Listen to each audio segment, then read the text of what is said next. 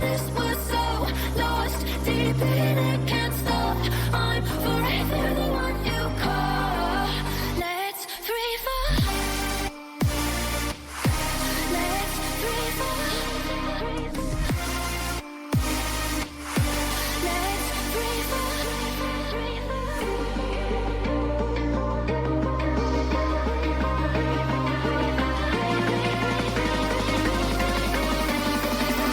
Let's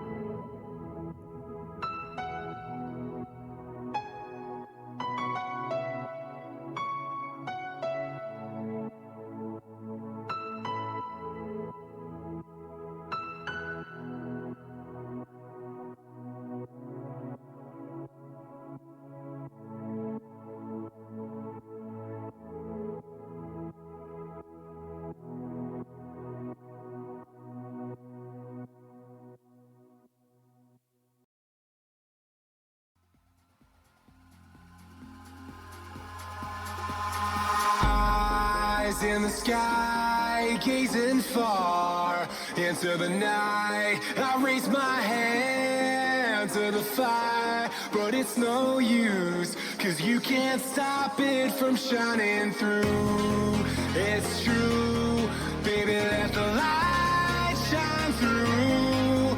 If you believe it's true, baby, won't you let the light shine through for you.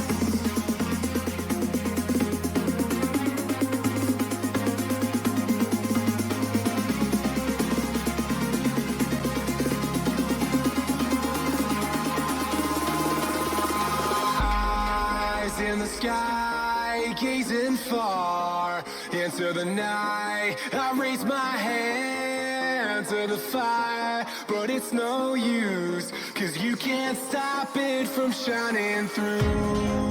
It's true, baby, let the light shine through.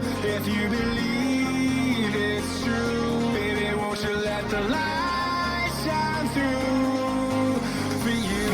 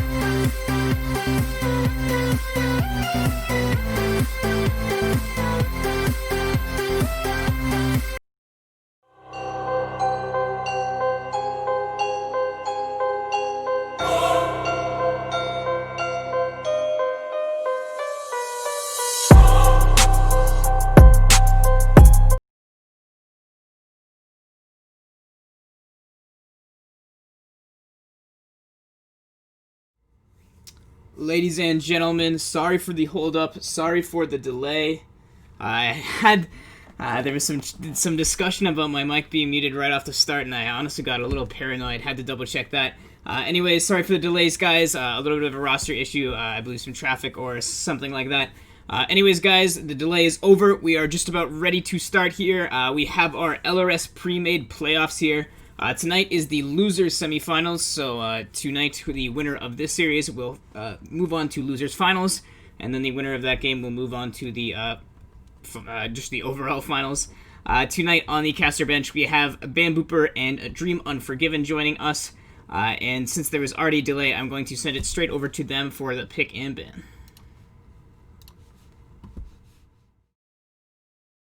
Thank you very much, Psychonautic, for the send over. What's up, everyone? It's Bambooper and Dream Unforgiven here. How you doing, Dream Unforgiven? I haven't talked to you yet. I'm doing all right. A little Doing bit all tired, right? but I'm ready to go tonight. So Yeah, I heard you've been up for about like 16 hours or something at this point. sounds Meanwhile, about right. I just woke up like 2 hours ago, so we're definitely on different time lengths, but it shouldn't matter too much going into this game here, as we got JB versus Darkstar Gaming. Very exciting matchup here. We've seen a bunch of craziness from the bracket already at this point, and these two teams are two teams that actually haven't played yet, although we've seen a bunch of counterparts fight each other. We've seen 999, who actually 3-0 Darkstar Gaming, take it or lose 3-0 against JB for JB to get into this matchup. And then we had on the other side of the bracket, PvE ended up 3-0ing JB, and then they ended up getting 3-2'd by Darkstar Gaming in the previous round. So a lot of craziness in the bracket, and I'm excited to see what exactly is going to come of this game here. Definitely 100%. It should be a very interesting series. Hopefully, it goes to 5 games. I would really like it to go 5 games. My sleep schedule probably would not appreciate it, but who cares about that, right?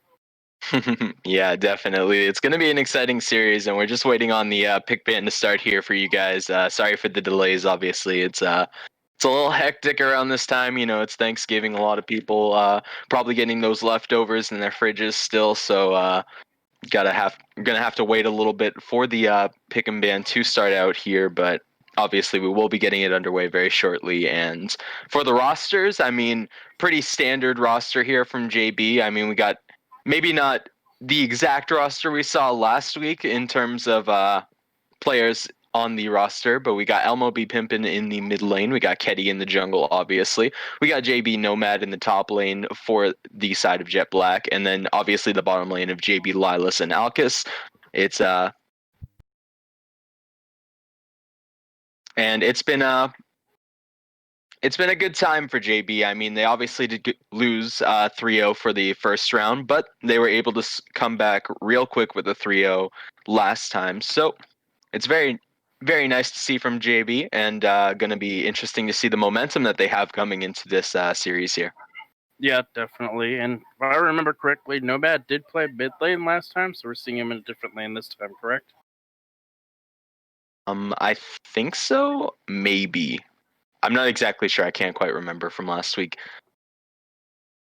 But yeah, on Darkstar Gaming's side, we got 88 Awesome Sheep, obviously 80 Thresh, Ravensman in the ADC role, the Dog in bottom lane, VKC in the jungle, and Akira in that top lane. So obviously, looking at both rosters here, the star players obviously.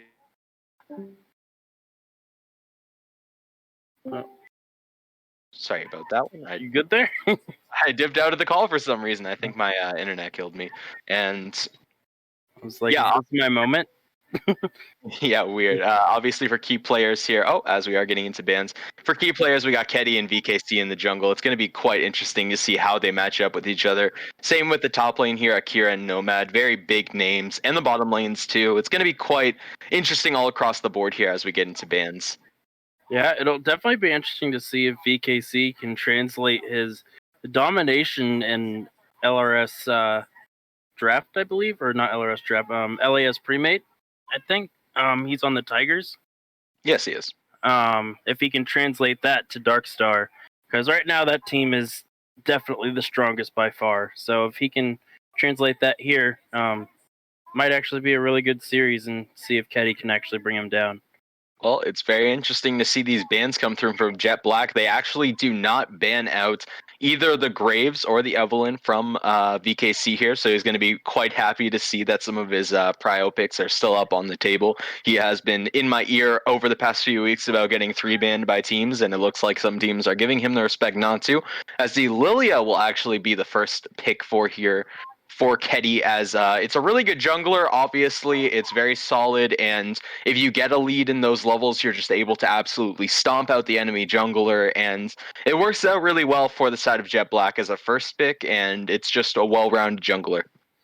Yeah, definitely. And I don't know how much the nerfs affected the Graves here, so I don't know if VKC will actually go for him. So it'll be interesting to see what he pulls out this time around. Obviously, he still has many of his picks still up.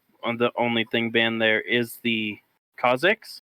So I don't think we'll see him on the Graves this time around until he's actually figured out how bad the nerfs are. So they've only been out for a day or two. So And that's the Senna Shen. Interesting. What do you think? Actually really like that combo. They have a lot of shielding together, and it's very hard to actually get down or kill them both unless that Lilia is going top to try and mitigate the presence that Shen has in the lane. As we all know, Shen is probably one of the most dominant top laners in the game at the moment.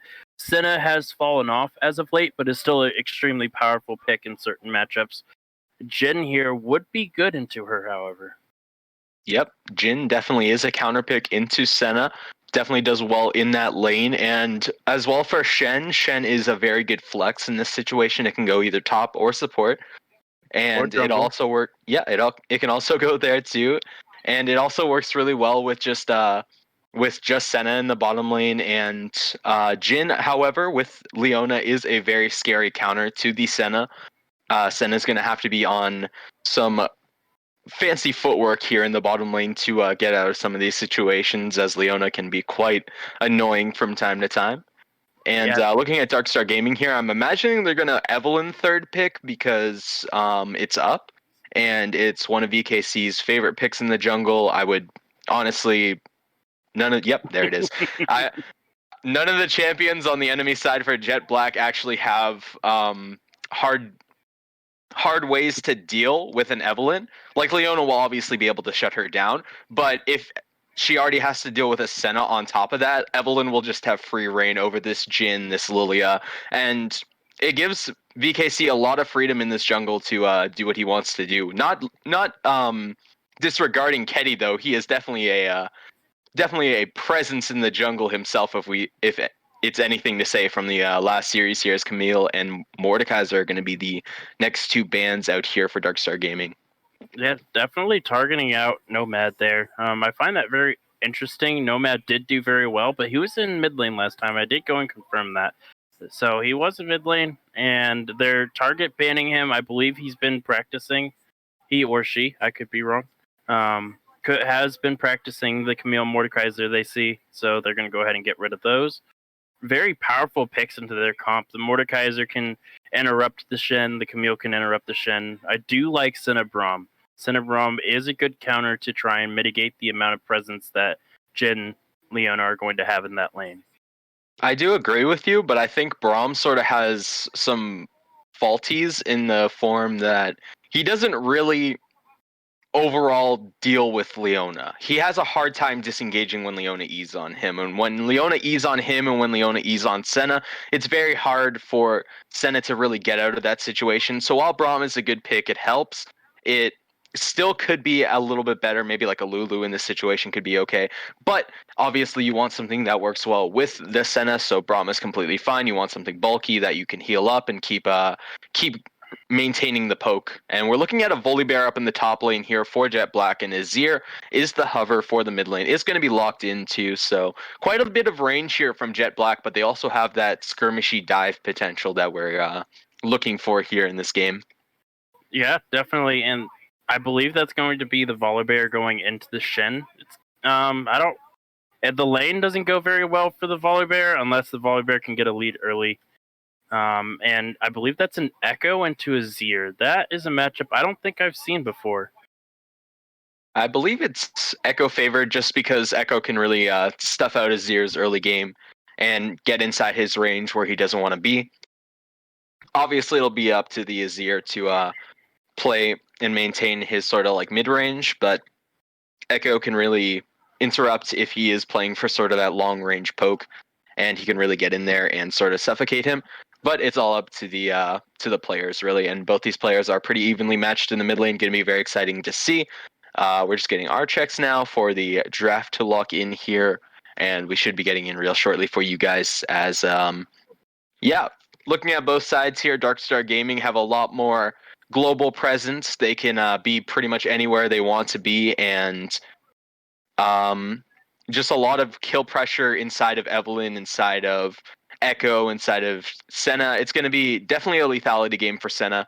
She's going to really want that in terms of itemization. Although they do have some armor builders, it is going to be very good considering the fact that most of your damage besides the Shen is AP damage. And looking at Jet Black's side, it's definitely more maintaining range until you have the optimal time to go in, or the optimal like Lilia ulti, the Leona setup, the Azir ulti. You have a lot of ways to set up a good fight. It's just a matter of getting that fight and a matter of looking for those prime positions. So Jet Black have a lot more opportunity to make, whereas Darkstar Gaming have a lot more chances to sort of save that opportunity and turn it themselves. As we are getting into draft here, bans will be coming through, and then we can get the fan vote up, get what you guys think is going to happen. And what do you think is going to happen, Dream Unforgiven?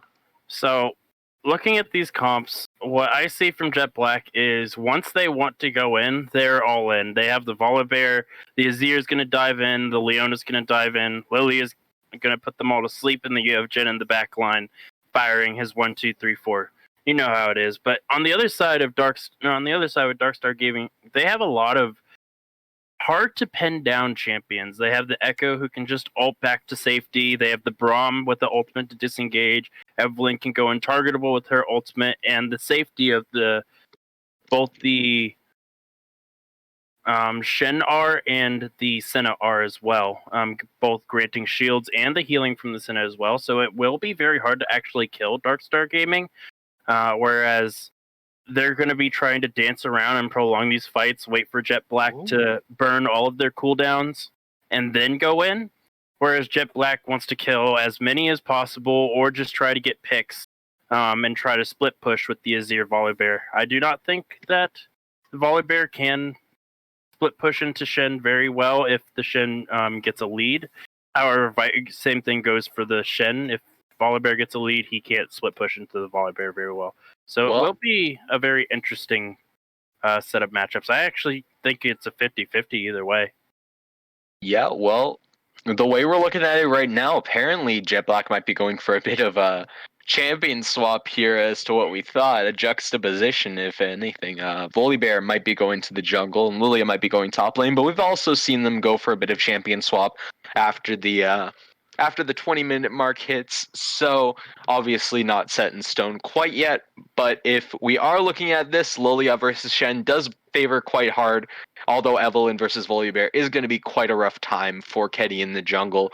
So you're sort of going for, instead of evens, you're going for the odd and the really even for the side of Jet Black. It's sort of a lot more of a coin flip situation where you don't want VKC to get ahead, but you also want Akira to get shut down. And wanting to see if they are going to swap the champions last second here. Yeah, they have until 20 seconds to swap. After that, they are locked into their position. So it'll be interesting. If this is the Lilia top, this is going to be a very hard lane for Shen. He's not going to be able to do what he wants to do in his lane, which is shove the lane and wait to press his R button on a champion. He's going to be shoved underneath his turret constantly, and Lilia will get the chance to roam. And there it is. It's now past the 20-second mark. So that is a Lilia top and a Volibear jungle. Yep, and we want to make sure before anything happens here that you guys get your votes in. Who you think is going to win this game, Jet Black or DSG? Make sure you use the exclamation mark vote and JB or DSG for who you think is going to win this game. Personally, I think it is going to go to DSG. They got the Evelyn, they got VKC's like prized possession, basically. They have the Shen in the top lane. Obviously, the Lilia is going to be a very hard time, but if he is able to withstand that pressure, which I know Akira is a very strong player, it's going to be very good for the side of DSG because they will have a lot more global pressure once they hit 6. They'll be a lot stronger around the map. They'll be able to sort of react a lot easier to what JB is going to be able to throw down because a lot of it's going to be very, able to see at the eye length. You're able to look at the situations that are going to happen, and you're going to be able to deal with them. Like if a Volibear runs at you, you really know you're going to get a Shen ulti eventually. So, obviously, this game, I think, is going to go to Darkstar Gaming, although I might be a little biased. What do you think, Dream Unforgiven? I am going to, just because of that swap, I am going to give the slight edge over to the side of Jet Black, only because now the lane and the jungle are no longer even. While Evelyn does have massive agency over the Volibear, both Lilia and Volibear's ultimates can be game changing, and you get a 2-3 man sleep with the Lilia ultimate, and Azir's Shurima shuffles them all in, and you're pretty much all dead after that. There's no counterplay. So I am slightly siding the side of Jet Black. However, I did say that it can be a very even game. Both teams can win, but just because the Lilia is switching to the top to shut down the Shen, I'm going to give the slight edge to Jet Black. All right, that's completely fair, and I'm going to make sure that everyone gets their time to vote, so make sure you guys in the chat get your voices in, get your voices heard. We will read off the poll results at the very end of the wait as we get into game. And obviously on both sides here, it's going to be quite an interesting game. You got lots of peel on the side of Darkstar Gaming, so Jet Black going to have to pick their opportunities very well. Where do you think these opportunities are really going to, present themselves? Obviously, you were talking about the top lane being very easy to pick off. Where else do you think that it'll be easy to find plays early for the side of Jet Black here? It's definitely going to be the bot lane. You have a Jhin Leona and an extremely immobile Senna. So if Volibear rushes down there, gets a stun off, it's pretty much CC to death because you have the snare from Jhin, you have the CC from Leona as well. So even with the Braum there, I don't think it'll matter. Even if the Senna brings cleanse, she can only cleanse one of those abilities. So yep, she'll have to burn everything to get out of there. Yeah, we're going to have to go to Spectator delay here. So yep. We will be right back, guys. Thank you for watching.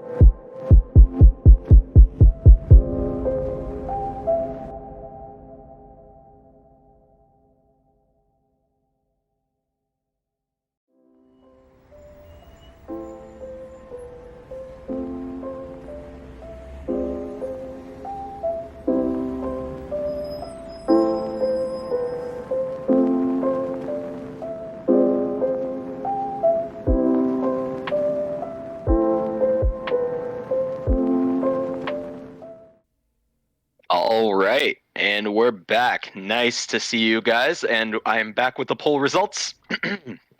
Excuse me.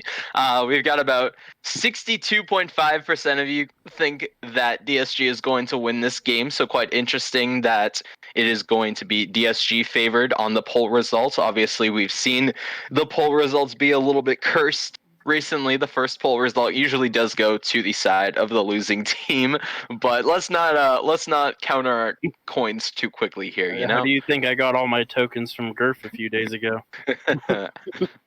I mean, it's just the way of the road. I mean, we got a standard 5-point here. Nothing really too crazy going down. The Azir is in the mid lane for JB, while the Echo is in the top side of the jungle. Sort of a difference in opinion there, but we do see VKC going down for a ward on his blue side, or he might even go for the blue side start, which would be completely fine.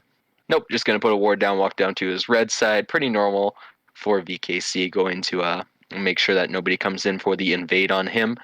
And yeah, gives the bottom lane a little bit more safety in terms of a level 3 dive in bottom lane. Let's go ahead and talk about runes really quick here. Is there a rune from a certain champion that kind of surprises you a little bit?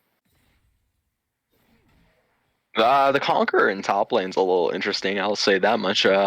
Obviously, Lilia is a fan of that Dark Harvest or that Phase Rush most likely, but Conqueror is fine into Shen when you are going for a bit longer of sustain poke, but it can be a little bit detrimental to him too. He's never going to be in the longest of fights, and you see that with Akira going Grasp. He sort of understands that, and if he doesn't take too many Qs, he's going to be fine. It's Awesome Sheep. It's level 2, gets an electrocute proc right off in the beginning. A lot of damage off onto Elmo. Be pimping already. All right, you're right. Remind me to pick Echo whenever I see an Azir in solo queue. Well, that's just the level 2. You can't really judge too hard based off that.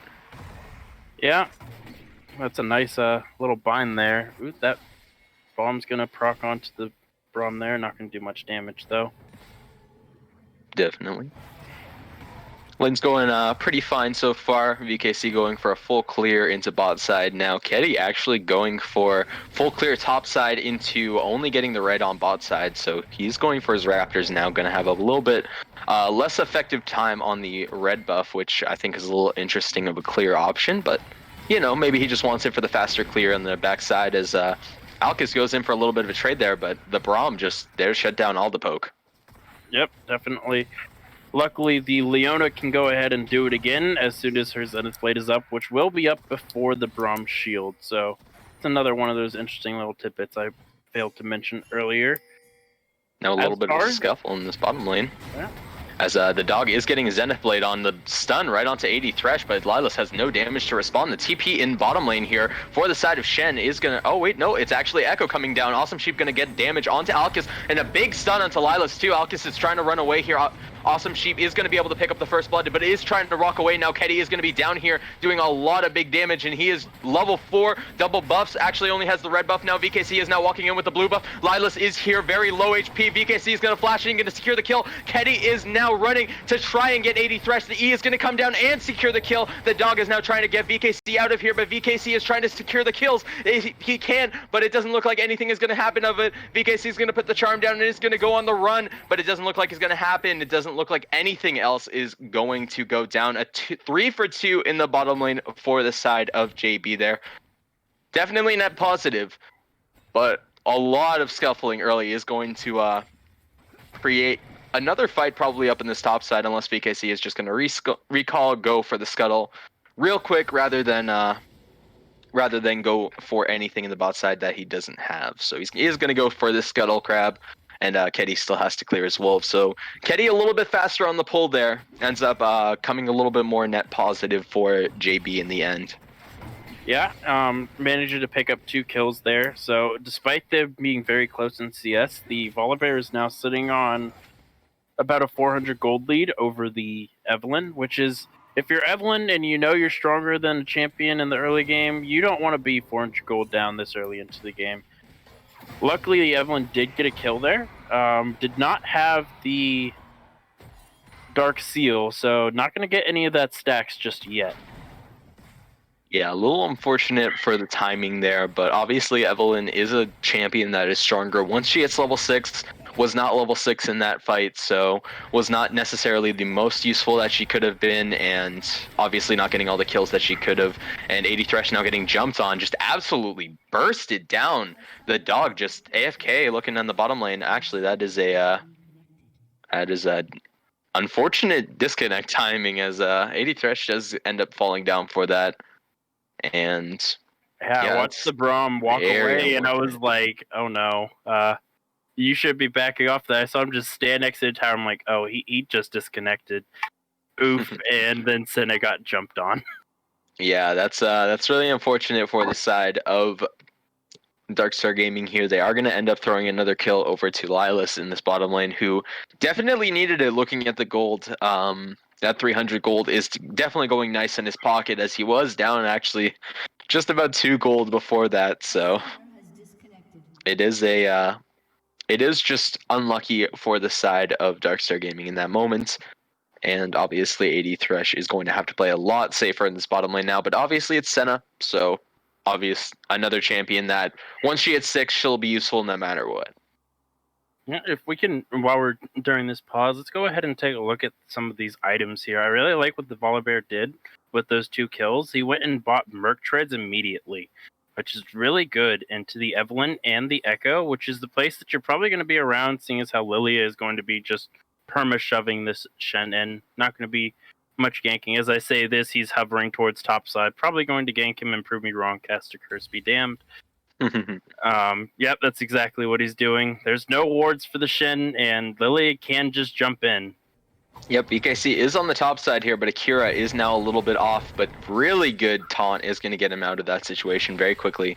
Just a good disengage. Now Awesome Sheep is getting pushed really hard in this mid lane, does not really have an answer for this Azir now that he has the kill up and is really thriving in this mid lane up about 13 CS at the moment.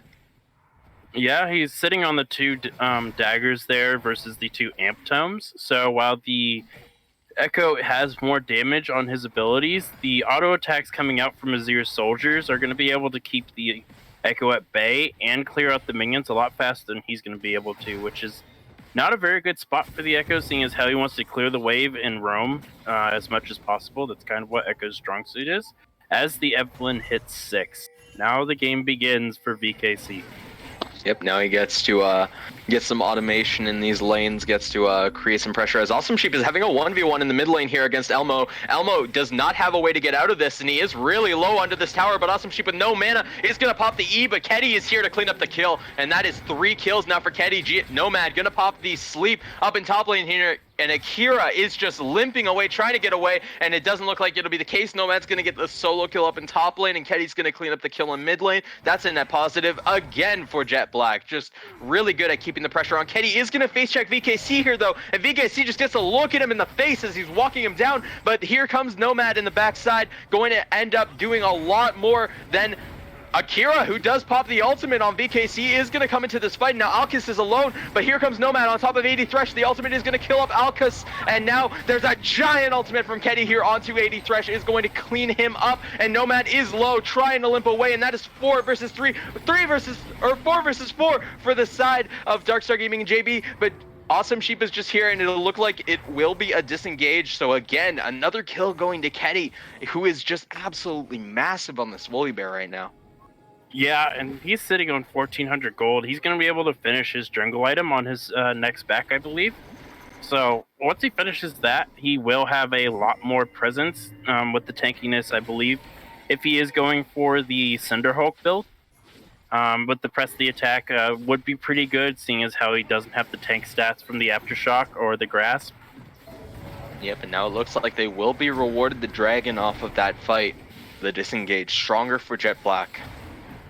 Yeah, in the meantime, VKC did get a second kill, got the 2 stacks onto the Dark Seal, so starting to stack up. So even though not doing the best as far as the objective control, is still doing well in the kill department, which is going to put VKC in a nice spot as the game continues to progress.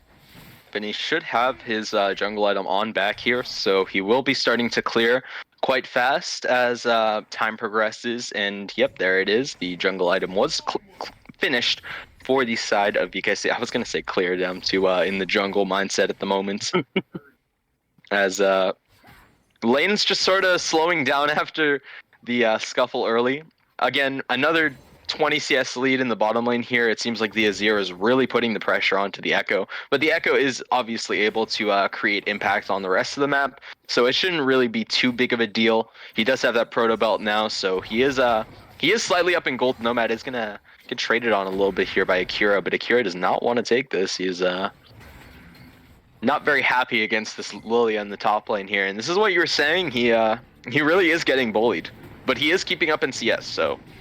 Yeah, he actually has a very about a wave's worth of a CS lead there in the top side. He does have the Spectral's Cow as well, so he's not taking as much damage from the Lilia, but he's still losing these trades, despite the fact that the Spectral Cow has come out, despite the fact that he has the Doran shield. He's still losing these trades, and the Lilia is opting in for a... I don't know if that's going to build into the Merc trades, or if Lilia is going for Abyssal Mask here. So he has the Catalyst and the No Magic Mantle. Obviously, No Magic Mantle builds into the Negatron Cloak.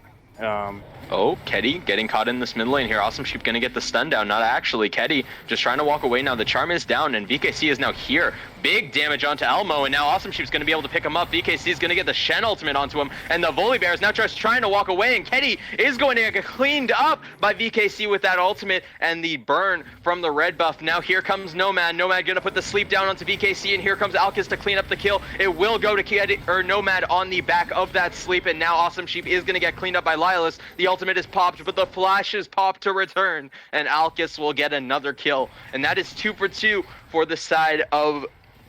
I guess it's not for either side. I mean, it's pretty even.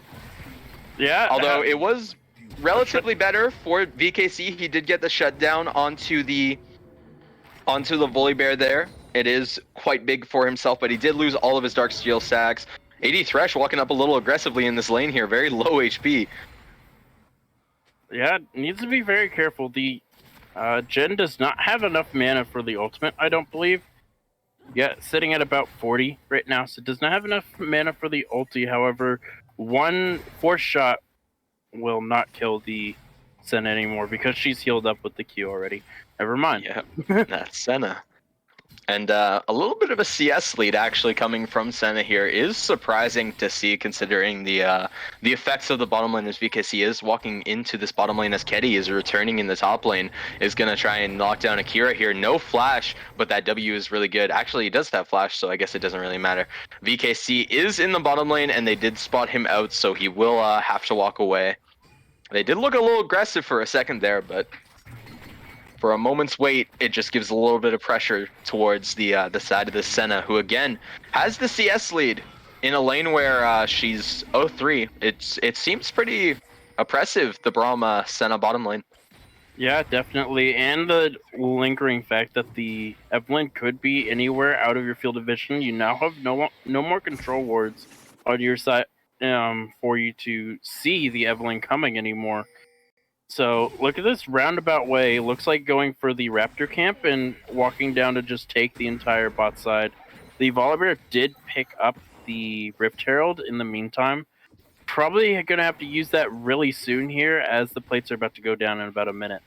And this is a very smart invade from VKC here. Is going to pick up the Krugs on the return, as he did see that Volibear got that Rift Herald on top side from Lilia, and Volibear taking it. You can see the Eye of the Herald in Volibear's inventory. Is going to take the Krugs, so a little bit of a lead in terms of CS, but that's going to be 3 people in the mid lane now. Going to put down that Herald, going to cement the Azir's lead, and it's going to be quite big in this mid lane. They are going to share a bit of the gold, unfortunately, and just walk to the dragon. Oh, wait, they're not even going to get the local gold. Interesting. Oh, it all went to Volibear. Okay. Yeah, and they're going to use that for dragon control, though. That is what is going to happen, as they are positioning very well for this. It looks like Awesome Sheep is trying to walk in now. Elmo V Pimpin is very low. Alkis is trying to do something, though. Awesome Sheep is trying to get peeled on here, as there's the Shen ultimate now finally coming down. Does pop the ultimate at a good time, and now there's 2 down at the time that the Lilia entrance but that is a big sleep. Three people sleeped up as Lilas is low in the backside of that dragon, and it looks like the dragon will be cleaned up for Darkstar Gaming here. It looks like it will be taken. Yep, that is the dragon. And on the back of that fight, Darkstar Gaming coming out on top. Yeah, I'd say 3-for-1, or 3-for-1 for the side of Darkstar Gaming. Only the Braum dropping in that one. However, their health bars were pretty low. Those fights are going to continue to swing back and forth as this game goes on. VKC is now on 5 stacks of the Dark Seal. Looks like has 2 Amp Tomes. I wonder what he's going for next. I am interested to see what his next item will be. The 2 Amp Tomes, obviously, pretty good power spike for him, a lot more AP, and was able to pick up a kill on Alkis and an assist, I believe, 2 assists there, which gave him 4 stacks, or 3 stacks actually. So just the kill and 1 assist would have been what happened, as AD Thresh is getting locked up in the bottom lane here by Lilas. But Lilas is taking beams right now. He's getting beamed by this Braum, but he just does not have the answer. Oh, the Q snipe. Very well played from the side of Lilas. Now, Awesome Sheep, what are you doing here, man? You are just in the middle of 3 people. Very unfortunate TP timing. Tried to save his Senna, but that did not end up being the case. He really only sacrificed another life there, even when he could have gotten a lot more out of mid lane. So unfortunate for Awesome Sheep, and AD Thresh doing a good job of getting Lilas on the backside there, even though it looked pretty doomed from the front end. Yeah, and this could just be, it is going to be the first tower for the side of Jet Black here. Lilia is pretending that she doesn't exist in the top side while Evelyn's lurking around. Probably sniffed that out as the Evelyn goes and begins to steal the entire top side of the map from the Volibear. Yep, and that is the pressure that she gets from the Volibear being seen on bot side, and now she gets the entirety of top side. Akira is positioning to rotate in case Volibear is there, but obviously is quite low from the side of Nomad's poke. And now with the top side cleared and Nomad being there, VKC is now looking for something. The taunt goes down, the charm is there, this Drowsy is going to be there too, but VKC is going to flash for that, going to get the ultimate, and that is going to be a very clean kill for VKC. Very smart gank, and just very well played from topside Darkstar Gaming here.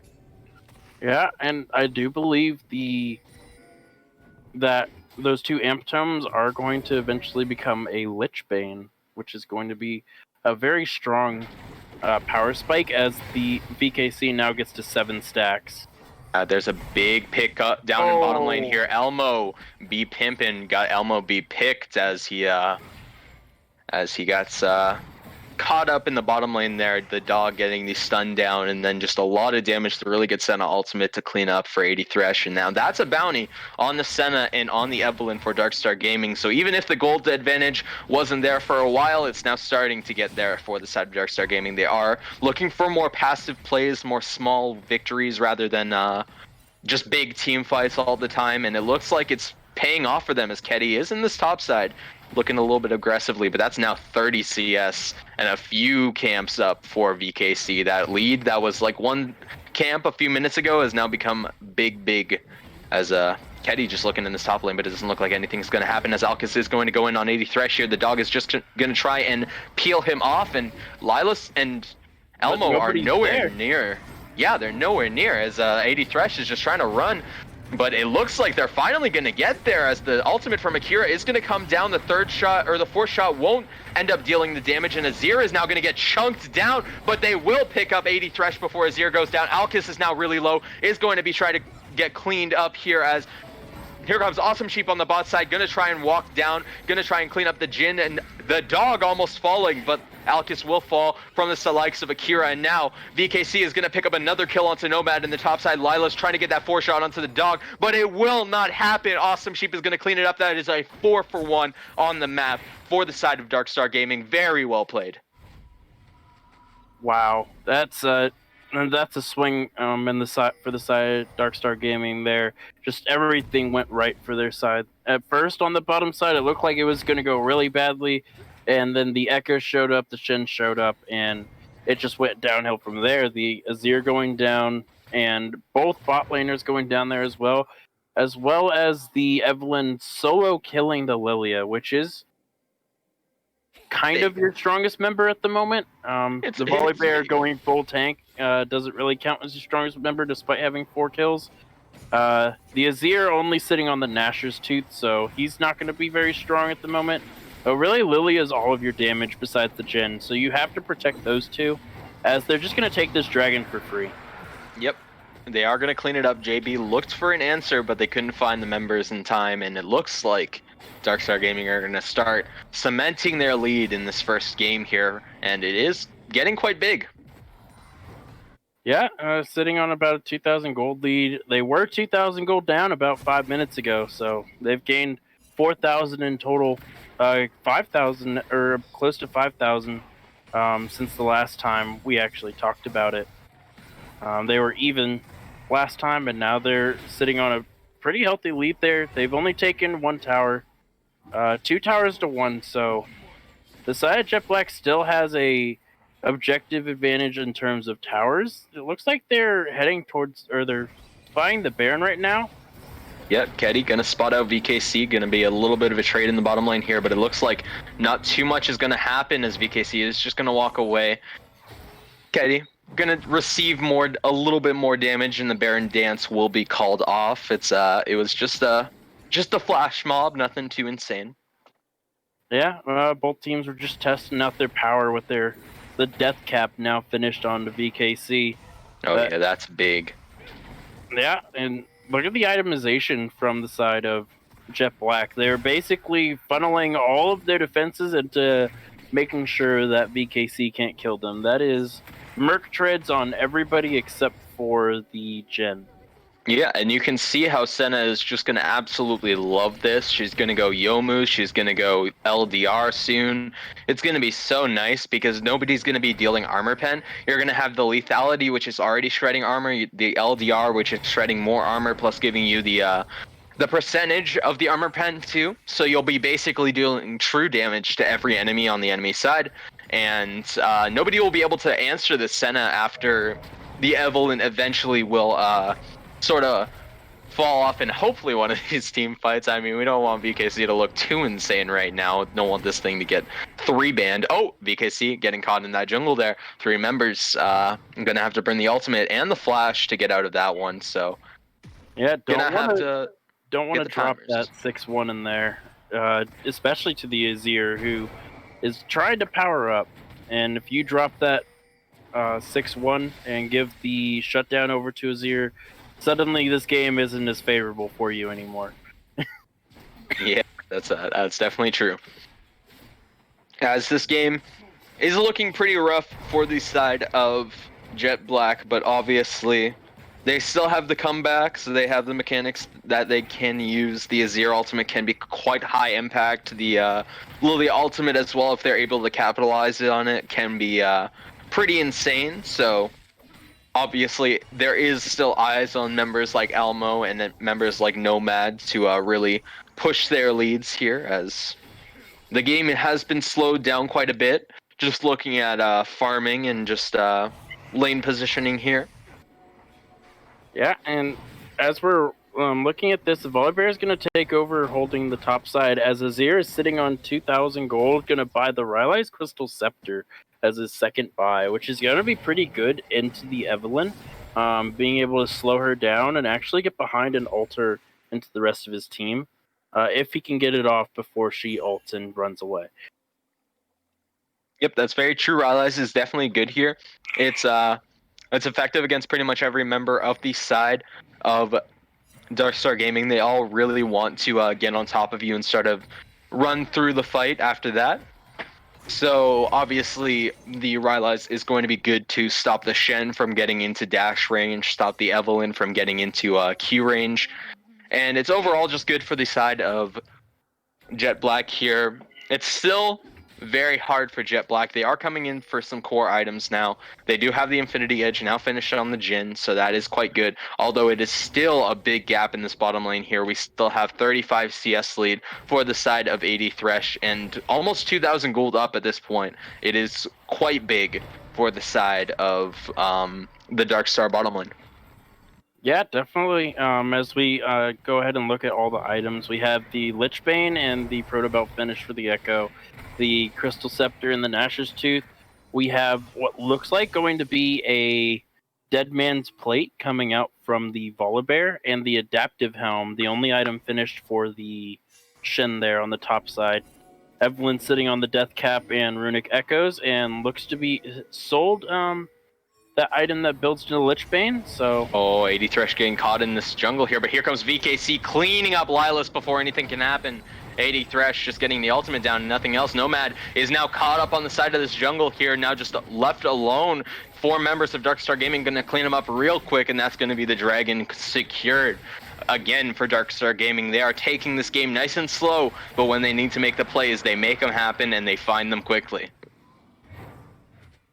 oh man. And just because of those 2 quick kills, they're probably going to just rush down this mid lane, and then, no, looks like they're walking. They're going for straight towards Baron. Yeah, they're going for Baron here. It's going to be a very interesting play. The Lilia does not have TP. That is very important right now. Lilia cannot join the fight, and Jhin is still in base as they are starting Baron.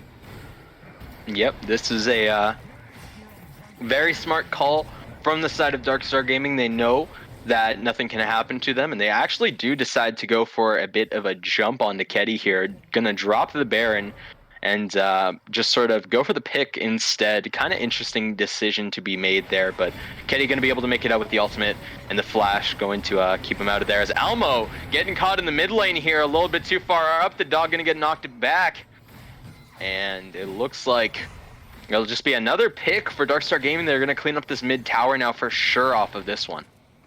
Yeah, Alma was trying to go for the Shurima Shuffle Emperor's Divide there onto the Senna, but the Senna managed to get away from the Azir just in time, so all he pushed was the Braum, who of course can just tank all of the damage from the side of Jet Black and be perfectly fine, whereas Azir is now in a very poor position as 5 members of Darkstar Gaming jump and eliminate him off the map.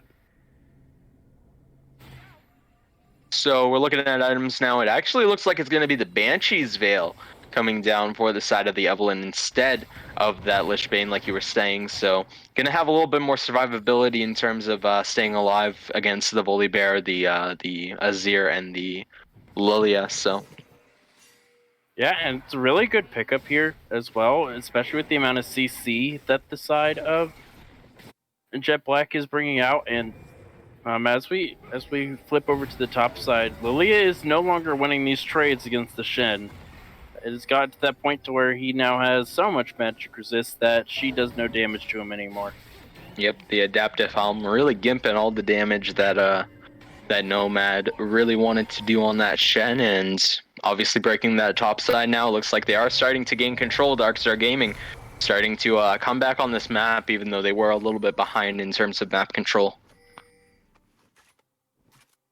Yeah, and as we look at the map state, it was 3-1 in turrets, and it quickly became 3-3 in turrets, as the outer turrets for both teams have all been eliminated, which means warding is that much more important right now. Getting vision of both your jungle and the rivers is of vital importance. As I say this, the Volibear is clearing out vision right now. Evelyn is lurking around, and the Volibear is very, very out of position as the Evelyn and the Echo can just collapse on him. Yep, but Alkis is there to give a little bit of peel, so it looks like nothing too big is going to come down of it yet. That's a really cool Volibear back. I have never seen that one before. Yeah, it's the updated one for, I believe that's the Runic one for Volibear. Yeah, gotta go get that one sometime. That one's pretty cool.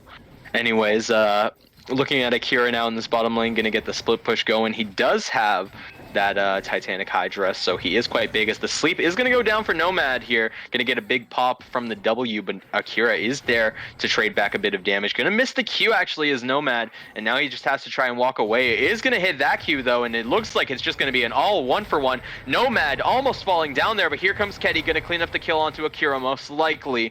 It looks like it'll be the case, as Keddy is going to try and jump in on there, but the shield is big, the E is away. He flashes from the ultimate, now he's just running.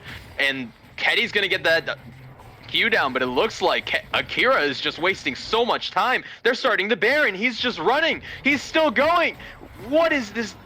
Oh my god, Akira just wasted so much time. They're going to start this Baron now, and it looks like Darkstar Gaming have bought enough time for this Baron to be the right call, because Keddy cannot make it here. The Baron's almost at 4,000 now, and Volibear is just running from the river. He can't do anything. That's the Baron straight up. Akira spending so much time in that bot lane, just wasting so much from 3 key members, really caused a big spiral for Jet Black in terms of map control. And look at that. They're going to be able to get onto the map in time for the Ocean Soul, which they're on Soul Point right now. So if they get this, you've already had a hard time. You saw how hard it was to kill the Shen for the Volibear there. Oh, the death brush here from Marcus. He is going to lock down 80 Thresh here, but here comes the dog with the big shield, going to be able to stop that from happening. VKC is now running in, going to clean up Keddy, and Awesome Sheep's going to clean up that kill. VKC's going to waste the ultimate. Awesome Sheep's going to get Elmo 2, and there comes Akira with the ultimate, going to clean up on Alkis here. Now Nomad is now trying to get away, but it does not look like he's going to be able to, and that's going to be the Ocean Soul. Darkstar Gaming going to clean up Lilas 2, going to just go straight for the ace here. That's the Ocean Soul, 5 for 0. They're probably going to push for the end here. I wouldn't be surprised. Yeah, it's what else are you have the Ocean Soul, and nobody died there. The closest ones coming up right now are the Volibear and the Azir with the Leona as well, but I don't think even with the 3 of them, with Baron and Power Minions and the Ocean Soul, they're going to be able to do a difference. Look how much damage Echo does to those turrets there. Absolutely. Darkstar Gaming putting an absolute clinic on this game. They played it slow in the early game. They took a few losses, but that wasn't big for them. They knew that they had the game once Evelyn got ahead, once VKC really pushed his lead, and that's an 8-1 Evelyn you do not want to have in your enemy team. No, 100%. I think we're going to have to see the 3 bans again onto the VKC. As much as he hates it, I'm pretty sure they're going to ban the Kha'Zix, the Evelyn. I don't know if they'll ban the Graves. It looks like he didn't want to go for the Graves. He wanted the Evelyn more. If he's forced onto the Graves, we'll have to see how much those nerfs do affect him, because they did nerf the amount of armor he gets onto his E this patch. Yes, but if they are going to go for something like that, they are going to have to go for a lot more AD in the top side. Obviously, magic damage is really good for the side of Graves to sort of punish him. But if they are nerfing the AD, they would have to have some AD on the top side. And Azir, Volibear, and Zalilia all really just want to go AP. So Evelyn is definitely the pick here. The Banshee's Veil is definitely the option for itemization. And it looks like JB just have no answer in terms of what this Evelyn has now. 20 Magi stacks just absolutely tearing through your team. And a Void Staff. VKC has a Void Staff. You don't have any armor. Oh my god. VKC blowing up Lilas here. Elmo going in with his Emperor Shuffle, but it's Emperor Shuffling himself to the death. I don't know if you can shuffle while you're dead, but it's something that he just did, as Lilia is now trying to run from 5 members of Darkstar Gaming. Awesome Sheep's going to be able to clean up the kill, and that is now 3 members pushing down the bottom lane, going to go for the end in mid lane here. That's 3 members down for Jet Black, and that is a big victory for the side of Darkstar Gaming. They are going to be able to clean up this game. There is no way for Jet Black to answer this. This 5 members strong from Darkstar Gaming. VKC going to go on in a Keddy. 4 levels up at this point, going to absolutely shred him. That Spirit Visage does nothing when he has a Void Staff, and now they are going to look for the Nexus, and it will be taken down. That is 12k on the gold lead, and that is a big victory for Darkstar Gaming in the first game of the series. Yeah, that's just going to set the example for the next 2 to 4 or 2 to 3 games here. If we can get the side of Jet Black to go back to the drawing board here, they're going to realize that VKC is the biggest threat on the side of Darkstar. Despite as well as Awesome Sheep is, or how good Awesome Sheep is, the biggest threat is the VKC on these carry junglers. You let him get a lead and he will solo carry the game by himself. And that's not to discredit people like Ravensman, who did the most damage on the team. He absolutely beamed people in that Senna. Obviously, when you have 5 deaths in the early game, you are going to get a lot of damage down. But that's not to discredit the fact that he absolutely pulled through. Even if he did get really far behind in the early game, he was able to pull through. He was able to scale, and he was able to get the items that he needed. He got that rapid fire cannon really early, and he got that range that he was able to just absolutely shut down JB. Nobody was even able to touch him in those late game team fights. No, everyone wanted to deal with the Evelyn, and you can't deal with Evelyn when you can't see her, unfortunately. And that leaves the rest of the team to try and just walk at you, and you don't really have very many options to kill the enemy team either. You have the Senna who can just pretty much heal herself back up to full HP. The Echo is going to ult away, so it was a very hard victory, or a very hard loss for the side of Jet Black. And I expect them to hopefully make some changes in this next game, banning out the Evelyn, probably getting rid of that Echo. The Echo is a bit scary as well. He one-shot anybody he came near. And yeah, I really hope that Jet Black can come up with something really spicy for the next game. Try and get back into this into this series. Yep, I definitely agree with you there. Jet Black gonna have to pull through with their mental on this game, and obviously gonna have to show us what they have on this next game, as we're gonna send it back to the analyst desk to break down what we just saw in the jungle and wherever else we saw it. Thank you so much, Bam and Dream. You guys did phenomenal with that cast. And what a spicy game for game one of a series. What a way to kick it off. Jet Black able to get themselves a nice little lead in the early game. Start that Volibear starting to snowball. Things were looking pretty good for the bot lane as well. But DSG's composition was so comfortable with being a little bit behind in that early game. Senna was super behind, died a whole bunch of times early game, but Ravensman doing just an insane job, always ahead in CS. Just felt like he was always ahead in agency, and by the end of the game, doing the most damage on his team. A great job by Ravensman, not to mention VKC on the Evelyn. I can all but guarantee that will be banned away from him. That it was so insane. Able to snowball himself off of that one kill. It was a 3-for-2 in favor of Jet Black. But Eve got one kill. So is that really advantageous for Jet Black? As soon as Eve starts to snowball, it's just so hard to play against. The well usage of the camouflage, the flanks, just not letting the carries of Jet Black even exist on the map, not letting them play League of Legends. A well-played performance there by DSG. Anyways, guys, I will throw up your player of the game poll, and we will be right back after a quick little break.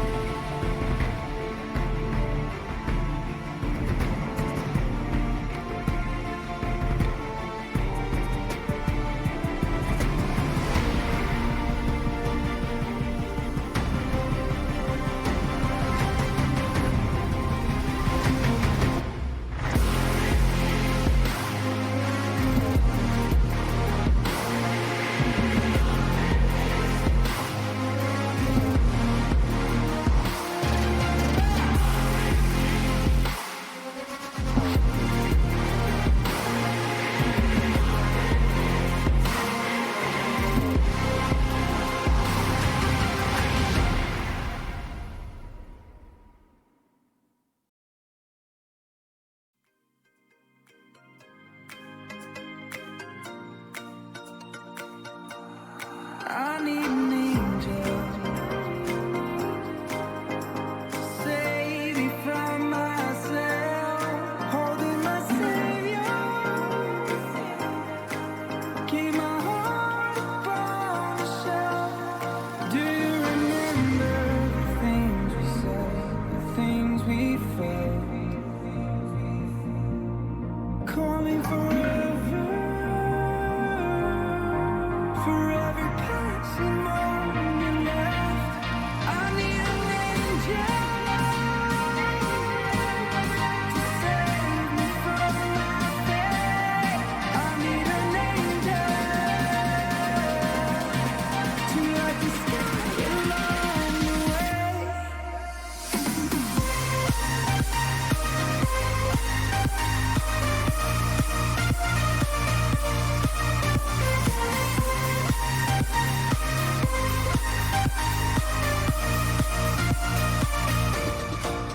need an angel,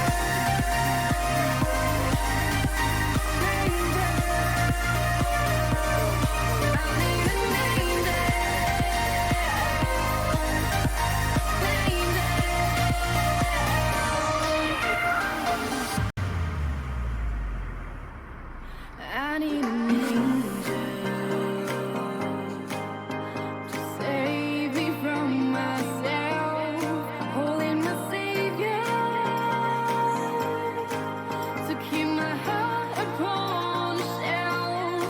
Do you remember the things we said, the things we felt? Calling forever, for every passing moment left. I need an angel.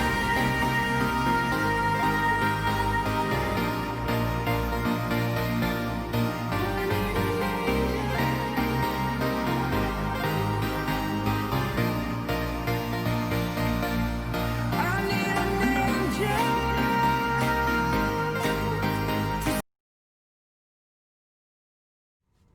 Welcome back to the analyst desk. You guys voted. It was extremely close, but I expected that at least it was VKC as your player of the game on the Evelyn, truly harnessing his inner self-made there. Just kind of smurfing on them there, able to get one kill in that bot lane where both mid laners roamed, and just from there, it was just no stopping him. He had lead, he had gold, able to keep up in camps, and CS pretty much had a lead there in that department the entire game. And then as soon as he hit 6, it was just a nightmare to play against, getting pick after pick. So very well played to DSG, especially VKC. I'm expecting this to be banned away. Anyways, it looks like these teams are eager to get into draft, so I will send it back to our casters for pick and ban.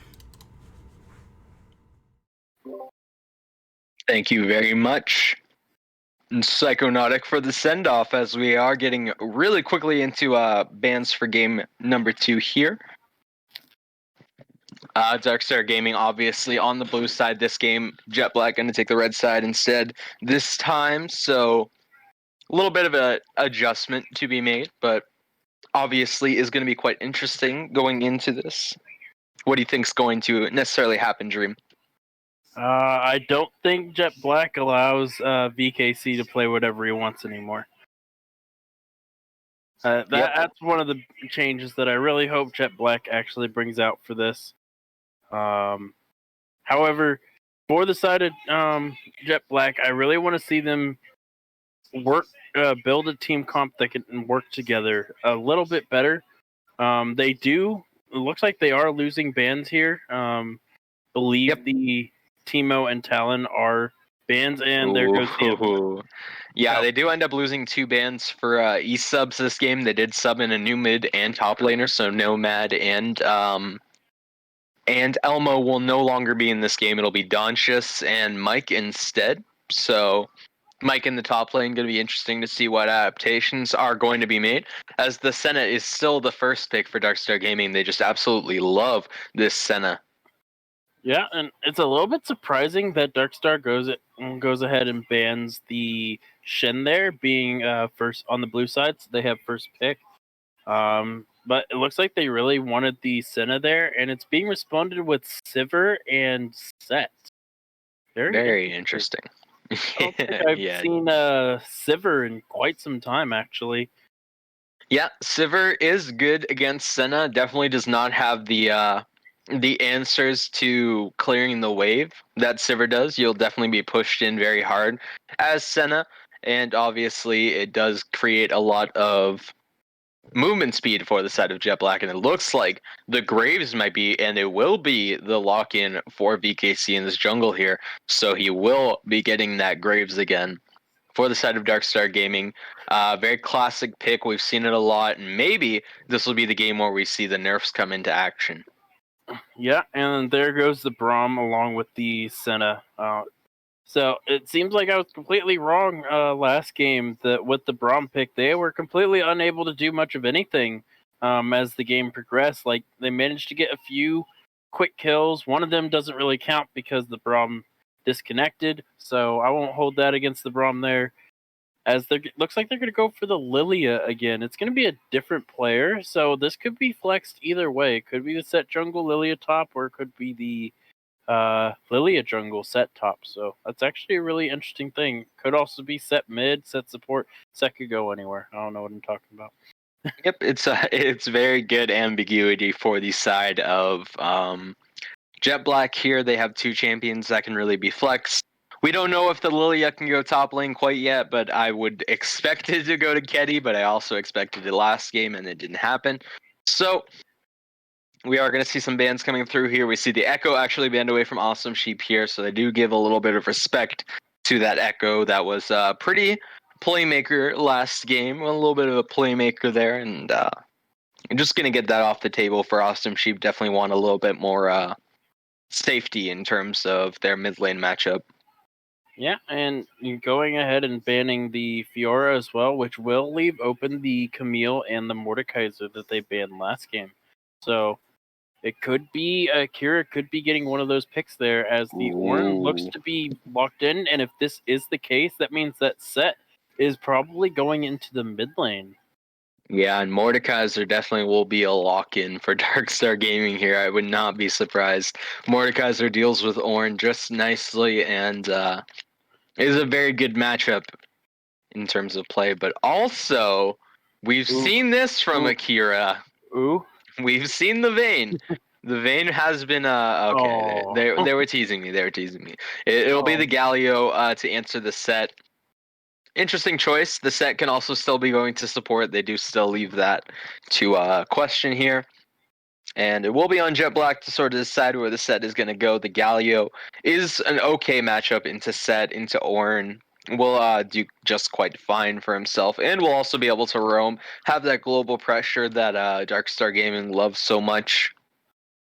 Yeah, and the Ornn is such an interesting pick for me because there are the Braum is a pretty good counter into it, into the Ornn ultimate as well. And Ornn doesn't really have, depending on this pick, yep, it's Camille. So Ornn is going to have a very hard time in this lane against the Camille. Unless they're doing a Dallas and putting the Ornn mid. Oh, it's probably going to be a Corki. Ooh. Corki did get a little bit of buffs. Yep, it will be the Corki in the mid lane here to answer the Galio, which is going to be quite strong. The Set is going to be going support for sure, unless it's Lilia support, which is really troll. That would be very interesting. It could also be Ornn support as well. Don't knock it, but it's probably going to be this Set support here with the Sivir. I do like that because the Set can actually get around behind the Braum pretty easily, and Sivir does pretty well into both these champions as well. Yep, Set is definitely a good answer to the Braum because the Braum usually wants to be on top of his ADC, and if you can get in between the person on top of the other person, it can be quite a big stun, and Sivir will get an easy Q off that stun. So it will be up to Darkstar Gaming to play safe in this bottom lane as it was last game too. And overall, for the side of Jet Black, they have a bit more scaling, but it seems to be about the same sort of thing where they really want to run at you. They really want you to sort of quarrel once they pop their really big ultimates, their Ornn ultimates, their Lilia ultimates, their Set ultimates, and overall they'll still have the back lane firing from Sivir and Corki, who will have their range to sort of guide them in these fights. Darkstar Gaming, on the other hand, have roughly about the same comp with a bit more beefiness in the Galio rather than the Echo and the Camille, rather than the... What did it carry? Oh, it was Shen. Right. Yeah, they banned the Shen, so they didn't want to play it this time. Wanted to put Akira on the Camille. Wanted to be a playmaker for the team. Has some pretty juicy targets too to lock into that Hextech ultimatum as well. Corki can't use his passive package if he's locked in the Hextech ultimatum. It's not going to go very far. That is true.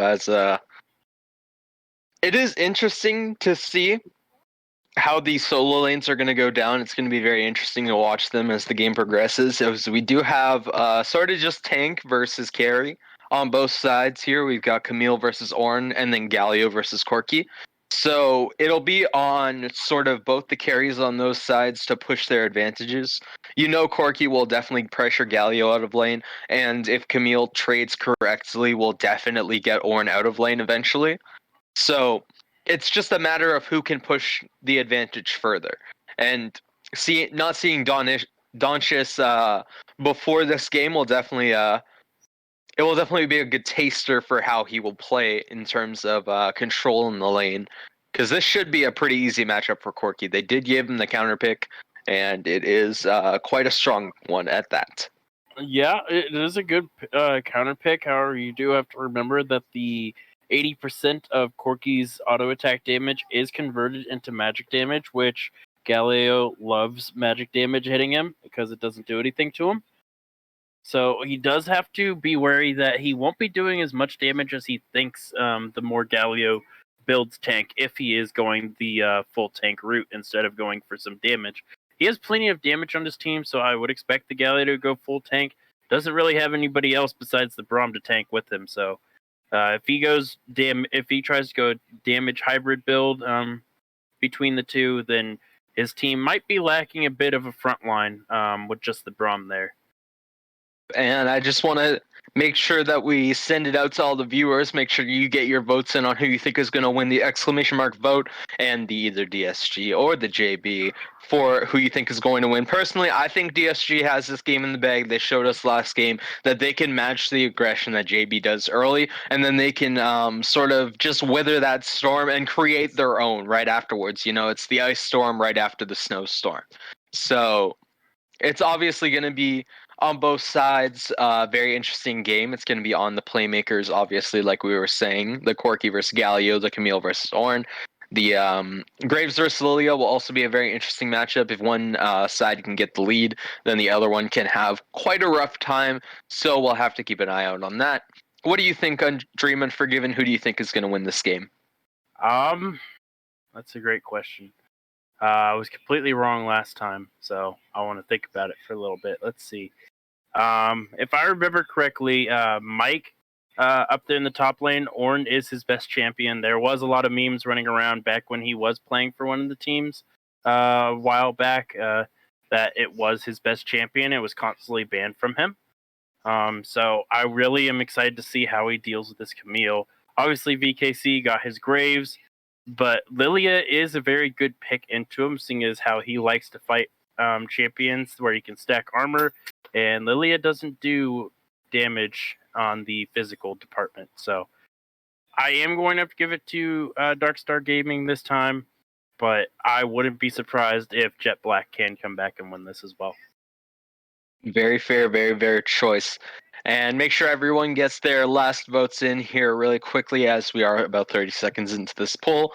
And yeah, so just looking at both team comps here, obviously the side of Darkstar Gaming will want to look for more of those picks. The Camille ulti into the Galio ulti into the Senna ultimate will be pretty devastating if they can lock down a few members with that sort of combo.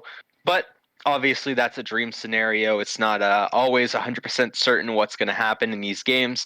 So we'll have to keep an eye out and see where Darkstar Gaming can get their openings, as well as that the side of Jet Black scales incredibly hard. Sivir, Corki, and Ornn will all be really strong post 16.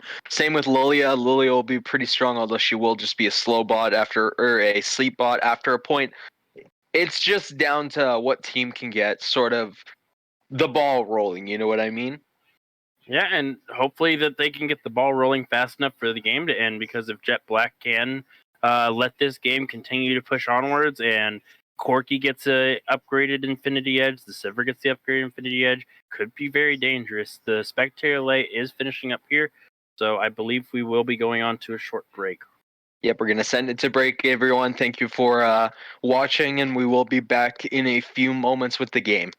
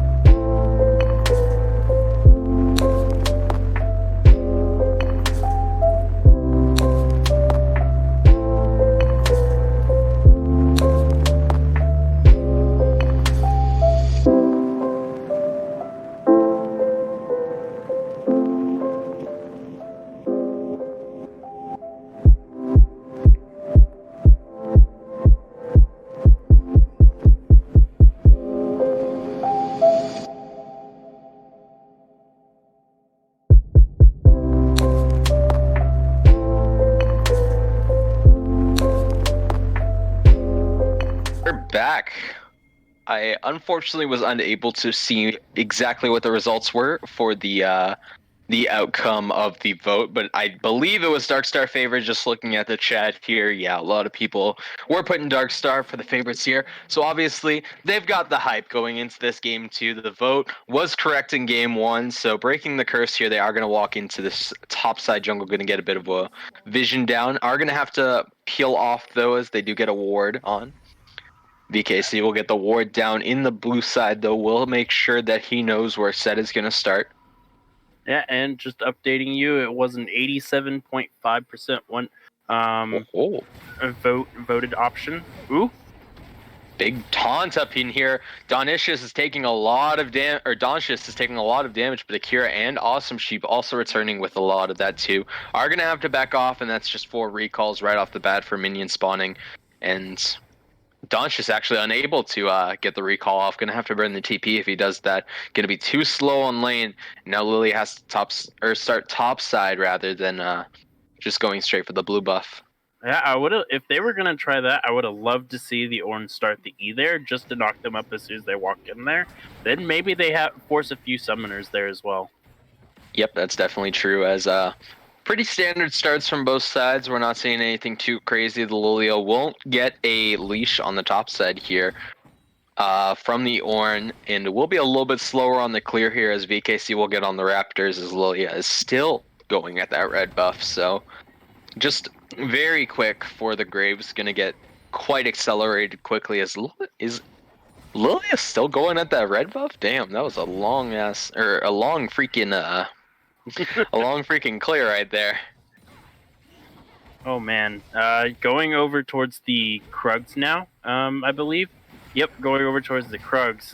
Really having to slow down the pace here, and if VKC can sniff this up, he could just run down to the bot side. Oh, Alkis getting level 2 early on the dog here, flashing, gonna get the big damage down. The smite, or the ignite is gonna go down, but the flash and heal are out from the side of Darkstar Gaming in that bottom lane, so a lot of sum is being traded here. Both the set sums for the heal and the flash representative of the Senna and the Braum. Yeah. And despite that, the Zeta has a 2 CS lead. Yep. She is doing good for herself, getting a lot of those last hits, and doing a very good job of playing safe in this bottom lane. The dog obviously getting a little caught out there, but who expects instant level 2 flash E from Set? Yeah, and he has the Hex Flash, so I don't think the set really cares about burning his flash that early there. Definitely, he does not. Lilia managing to salvage situation here onto the bot scuttle there. Oh, here comes VKC in the mid lane. Gonna have to burn the flash from Doncius here. He's gonna walk away, get a little bit of chip damage, but nothing too big yet. Mike in the top lane getting a lot of damage down though. Yeah, and this is just going to show how much power the Ornn has in the early game where the Camille has no items. Going for a damage into a full tank, even in the early game, is still pretty hard. Corki has no mana, has to be very careful. Doesn't have the flash or anything as Oh, VKC walking in the top lane here. Akira getting big trade down onto Mike. Mike getting the flash is going to get the first blood outplay onto Akira here, but VKC going to clean up the kill on the backside. Now 80 Thresh walking away very low HP on the bottom lane here, but he's going to be able to heal up with that Senna Q. You know, you do have that sustain in the bottom lane here. Yeah, and because he gets the first blood, the Ornn is going to be coming back to lane with the Bomb Sender. Usually you want to try and get the Bramble Vest as soon as possible against the Camille, but I believe because of how much damage he's been doing and how he's been out trading. Ooh. Oh, Alcus in the back line here, going to stun up both members of the Darkstar Gaming bottom lane, but he is all alone right now. Doesn't really have an answer, and now Lilas is flashing for 80 Thresh, and the dog is trying to clean him up, and now he's going to get the beams, and the dog is going to clean up the kill and get a double kill here. VKC face checks Ketty on the bot side here, is going to try and clean him up. We're going to burn the flash. Akira up in this top side, going to get a bit of a trade down, and where's Doncius come from? Awesome Sheep is now here, trying to get the trade down onto Doncius. The dog is tanking, but it doesn't look like it'll be the kill as they try and get that last Q down, but nothing will clean up the kill there. Doncius very far forward, going to take a lot of damage for that one, but no kill, unfortunately, for the Darkstar Gaming. But they are getting this ball rolling. 2 kills in the bottom lane, very big. Unfortunately, they're both on the Braum. Yeah, then again, there was a player a few weeks ago that got a few kills early and ended up, I believe, 11-1 as support, though it was a Taric back then, not a Braum. I don't think we'll see the same type of domination from the Braum. It will be interesting, though, if this snowball for a support continues going. Yeah, this Braum could get big. Got the Kindle Gem already and the cloth armor on back, but it will be the first dragon going over to Jet Black here. Darkstar Gaming not able to get the full full recon for the dragon early, so the resets in bottom lane causing the dragon to fall. Very smart reaction from JB here, and they are still taking an objective lead early. Yeah, and on the top side, despite the Ornn doing very well as far as fighting, the Camille is now down about 20 CS there, getting close to, about 14 CS there, excuse me. Starting to catch back up as the large wave comes in. The Camille is roaming down. It looks like they're might be trying to do a play onto the Corki there. They might be looking for something, or they're just here to help VKC sort of invade a little bit, give them a little bit more safety. The Camille is very big. They might look at Corki under this tower, but Ketty is obviously here to shadow, so they might pick off Ketty. Going for this red buff now, he will be after these wolves. And VKC should know, or not VKC, Ketty should know this is happening, should be able to go down and take the red buff. Looks like he's going to go ahead and make sure that the mid lane doesn't take too much damage first. He doesn't have any vision of VKC, so I don't think he knows that his entire top side of the map is now gone. Yeah, it's very unfortunate for him. He is going to sweep that out and see that his Raptors and red buff are gone now. But Mike will spot out VKC here, so he will be able to rotate over, maybe pick off something, but it doesn't look like it'll be the case. And that's just VKC getting a little bit of a CS lead, although Keddy was able to pick up CS in the mid lane, so he will not be too harshly behind here as the dog. And AD Thresh putting a lot of damage down. Awesome Sheep going to get the taunt down in mid lane, but Donchis is just trading back. And now with the Rockets here, is almost going to get the kill, but the block is going to happen. Yeah, and looks like this bot side is not going very well for the side of Jet Black. After that initial flash in the early stages of the game, they've seemed to be struggling ever since. Just been constantly pushed into their tower. It looks like Keddy is starting to shadow down there, throwing the swirl seed down. But it looks like he's just going to head over to his blue buff. Not going to take away the Graves red, knowing that he doesn't have any pro. Oh, we're getting another engagement top. Sorry. Just a little bit of damage. He does have the Bramble Vest now, so his trades are going a little bit more even. Yeah, like I said, I was actually surprised that he goes for the Bomby Sender over the Bramble Vest there. But with the Bramble Vest now, you're seeing that CS starting to normalize a bit, only down about 10 CS now compared to the 16 that he was down earlier. He is on half HP though, and he has no form of health regen at the moment, so he has to be a little bit careful. He could just get dove. However, Corky is right here, and he has the package. Yep, but Akira, knowing that something is afoot, he is going to position very safely in this top side. But the ultimate is going to go down. 80 Thresh in this bottom lane getting really chunked down, and it looks like they're going to clean up here. VKC is going to walk in, going to get the stun down, and now Alkis is just going to get blown up. Akira unable to get killed on the top side, and now it's a big win for Darkstar Gaming. A lot of tempo for them. Yeah, up 4 kills to 1 now. This game is starting to spiral out of control. It doesn't seem like it, judging from the lack of fighting. It's just these picks that are starting to accumulate over and over. The only one that's gotten a kill is the Ornn. The bot side is now down in CS. The Corky is still ahead in CS. Nothing's happened in mid lane. They're still 0-0-0. Corky not getting any kills and surviving the engaged bot lane 1v4 pretty much. Not going to be involved in anything. The Lilia has had no presence in the game so far, also 0-0-0. And the set now dropping to 0-2. Looking at about a 2.5k gold lead here in the for the game, as the side of Jet Black take the Rift Herald. Pretty interesting, though. They are maintaining that early objective lead that they were pretty prized for last game.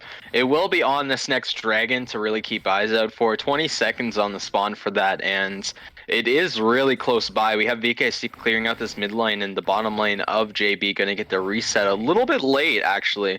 So they might be a little late on the rotation to this dragon. VKC is going to start walking over there. Might take his Raptors beforehand, but you do have the bottom lane rotating up for a bit of vision control anyway. And it will be all eyes on this team fight if there is one, because if Jet Black can make something happen, it's going to be right here. If they don't, it can start getting really out of control. Like, we've already seen them losing a bit of control around the map, but if they lose this fight, it's going to be a downward spiral all the way to hell. Yeah, and as you can see, the Camille is starting to walk down there, going back up to top lane, though. The Ornn staying up there, shoving the wave in. I assume that Camille is going to come down for some sort of fight, but it looks like the side of Jet Black is just going to give it up here. Yep, very interesting call.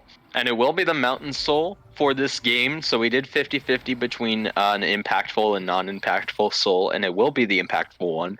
The Mountain Soul will be quite big for this side of both teams if Jet Black is able to get a bit more defensive stats, as they are already itemizing towards it. It can be quite huge. And for the side of Darkstar Gaming, if they are able to match sort of the tankiness that this Ornn has, and they have the self-sustain in terms of the Camille and the Senna, who will always have the heals, plus the Graves, who's going to have that passive tankiness, the bonus armor that he gets from his E. It's just going to stack really well with either team, and it's going to be very deciding on who's going to win this game if the Dragons do come through. And I think both teams are going to be playing towards that win con, as there is a bit of a trade in the bottom lane. VKC is going to walk up here. Going to actually see Lilas very low HP, but not going to burn the ulti instead. Maybe we'll look inside of this bush, but nah, he's just going to walk inside of the wolves, see see the timer and probably going to pick him up once they spawn. As Awesome Sheep getting a little bit of a gank here in the mid lane. Keddy looking for something but unable to land the Swirl Seed will give the patience to Awesome Sheep. But now he's going in. VKC is here. The taunt lands, and that is a big amount of damage, but no burst combo for the side of Graves here is just going to start getting a lot of damage down from Donchus here. Is going to be Keddy on the backside, though. Akira going to pick him up, and now Mike versus Awesome Sheep. Awesome Sheep falls. Mike is big. 2-1 now on this Ornn, and even though he's down a level, he is a big boy. Yeah, and on the side of that entire fight, the Corki with no mana managed to chase off the Graves, which is very interesting. And now the Corki with no mana. Yeah, walking up on the Corki with no mana here, but Ornn is here to just peel him off, going to take the outing there. Yeah, the Camille making sure that they can't get that first tower there, or at least any more plates, as VKC goes and takes his blue buff there. Looks like he's going to head towards the scuttle there, and would most likely back. He is sitting on about 1,400 gold there. Scuttle will bump it up to just above that. The Camille is sitting on about 1,400 gold as well. Looks like going for the Triforce now that they have the Tiamat. And the gold is still sitting at about a 2.2 gold lead now. It has dropped a little bit. So signs of life coming from the side of Jet Black here. Yeah, that 1-for-1 was definitely very big for the side of Jet Black. Definitely gives them some hope going into the second half of this game. Dragon is up in 2 minutes, so we'll be sort of a lull state from now. We are just seeing a bunch of waves being pushed, a little bit of ping pong in the lanes, nothing too big. No freezes going down quite yet, and it looks like Lilas and Alkis will just push in this wave. I won't be surprised if AD Thresh tries to freeze this, but Lilas will be there to stop that from happening. And this Senna definitely scaling really hard, up 1k gold naturally from this bottom lane lead. Has about 300 bonus mana on that mana mune already, so he is quite close to the Mura mana. We'll probably get it in the next 5 or so minutes. Yeah, and he's scaling well.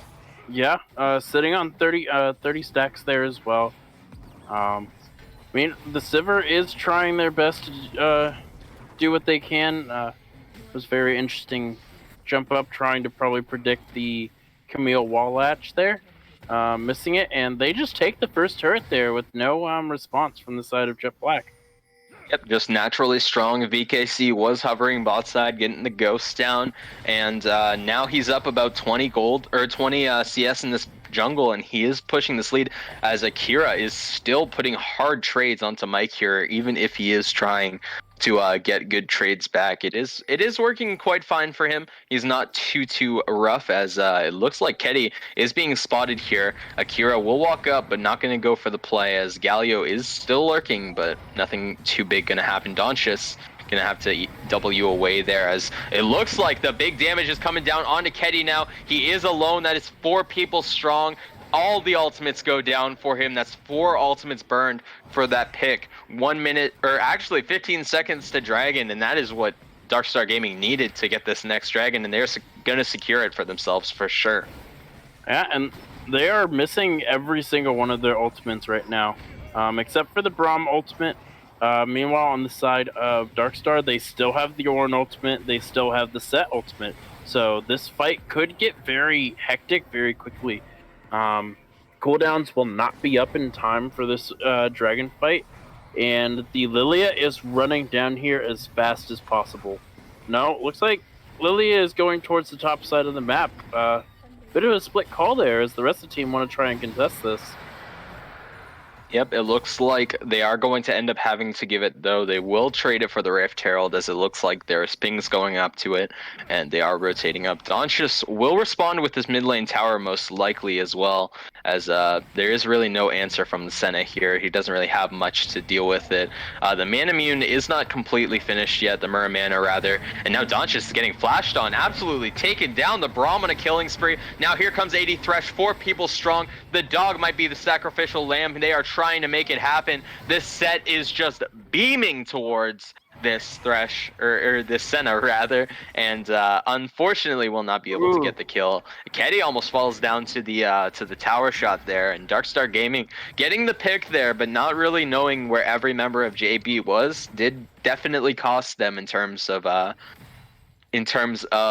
the shutdown gold that Braum was currently carrying at the moment. It did go to the Sivir, so that will be good for her going to back and get that BF sword that she was needing at that point. So closer to that Infinity Edge, and a little bit of hope shining back for JB here, but it is still Darkstar in the driver's seat here, is really taking control of this game at the moment. Yeah, and it looks like it's about a 3,500 gold lead for the side of Darkstar Gaming here, as the Lilia is trying to scale up, is going for what looks like the Zanyas instead of the Leandri's Torment here. Just going to be a pretty good buy, especially with the amount of burst that the side of Darkstar have. And Kira going in on Donchus here, gonna absolutely blow him up with that second Q. And here comes the TP now. Mike trying to get away from this, but here comes the Galio just ready to put stuff down. And yeah, it's gonna burn the TP and the ultimate for that. The Galio is. So unfortunate that they weren't able to pick up Mike on the backside there, but here comes Lilas getting absolutely beamed by 80 Thresh. And here's Mike walking up a little too far. The dog is now in position to help, but not going to effectively pull it, as it looks like Darkstar Gaming still pushing together, still pulling together a bit of a lead here. As they did get the pick on Mike, are going to push for this Rift Herald that actually I didn't know JB fell back on after getting the kill on the dog. Yeah, it looks like they had to back out. Didn't know where the rest of Darkstar is, so they're going to get that right before it expires. So they're going to have it well into this Baron buff. They could use it to just drop it into a lane and then rush for the Baron and maybe get for and end the game pretty early here. Ooh. 80 Thresh getting caught up in this mid lane here. Keddy is trying to get the damage down. Alkis gonna burn the ultimate to secure the kill. And now that's just the cleanup crew for Darkstar Gaming. VKC and Akira on the backside. And now Keddy's trying to run. Keddy's got the movement speed, but it doesn't look like it'll happen. Oh, it will. The movement speed does get refreshed on that red buff, and she will walk away with her life at least. But that is 2 kills again going to the side of Darkstar Gaming. They are still pulling ahead in this game. And while that kill was really good onto 80 Thresh, she had no shutdown. She had nothing worth golds at that moment. She only had 8 assists. Actually, I think it was 007 at that point. But now she has the 8 assists, and it is quite good for her now. Even if she did fall down there, she is still going to be completely fine with that. She is stacking her mana immune, is stacking it fast too, has about 100 bonus mana away. So probably we'll see that in the next minute or two. And from there, it seems like Darkstar Gaming are scaling still really strongly towards this mid game. Yeah, definitely. On the opposite side, the side of Jet Black here, the Corki is struggling to try and scale into the game, as it looks like the Lilia is chasing very hard into this. Lilia chasing into this Galio, but it doesn't look like she really wants it, as Akira is going to get the TP in, but it doesn't look like anything is going to happen from it. Actually, never mind. Donchus is a little bit too far up, is going to get the ulti perm popped onto him, and that is the kill straight down, and that is 2 quick kills, going to be the bot tower and probably the dragon secure for the side of Darkstar Gaming here. They are playing this quick, and they are playing this aggressive. I love to see it. Yeah, and with the Rift Herald, they could just walk it in for the inhibitor tower as well if they want to. Yeah, it looks like they're looking for the charge here. Yeah, there's no response. They could just take the inhibitor tower. Oh, Lila's getting absolutely blown up.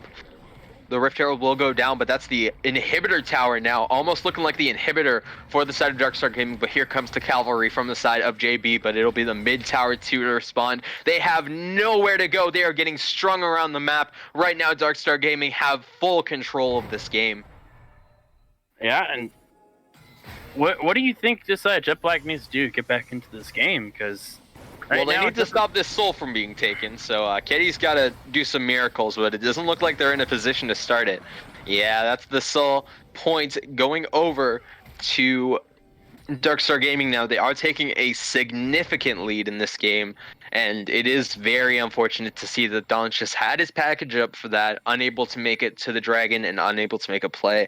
And from the side of Darkstar Gaming, they are playing this extremely well. Jet Black needs to find a pick onto one of these key members, one of these at least like Camille or Graves. You have to get somebody. It's so hard for the side of Jet Black at this point because you're down 8k. The Camille's almost got her second item ready, and she's going to be an absolute monster coming into the second half of this game. The mid game that should have been Jet Black's is just not even existent. It just seems like they can't even find that point because they can't scale.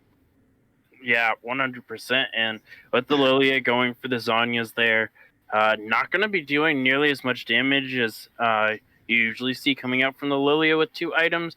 And the Manamune for the Corki only sitting on 395 stacks out of 750. It's going to be quite a while before he's able to actually finish that item there, and only has 2 components of the Triforce. If they can hold out until that transforms and he gets the Triforce, maybe, just maybe, Corki might be able to actually start doing some legitimate damage here, as the Senna is, or not the Senna, the Sivir here, only on that 1 item versus 3 from the Senna there. Yeah, and also for the jungle too, it's 1 item to 3 as well.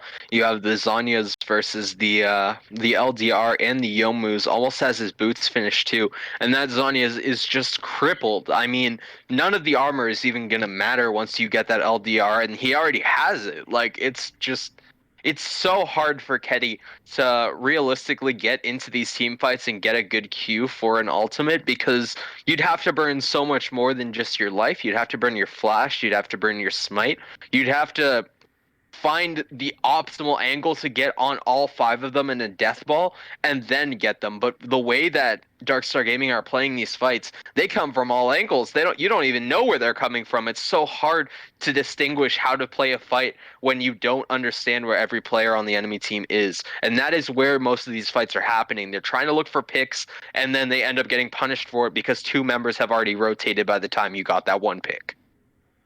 Yeah, and going up to the Camille as well, about to be finishing that Death Stance there, and Camille's already been a prom before, and with these stats that the Death Stance brings, along with the Triforce and the Tiamat, I don't think you're ever going to be able to kill this Camille either. The Ornn hasn't even finished his 2nd upgraded item yet, still sitting on that Negatron cloak there.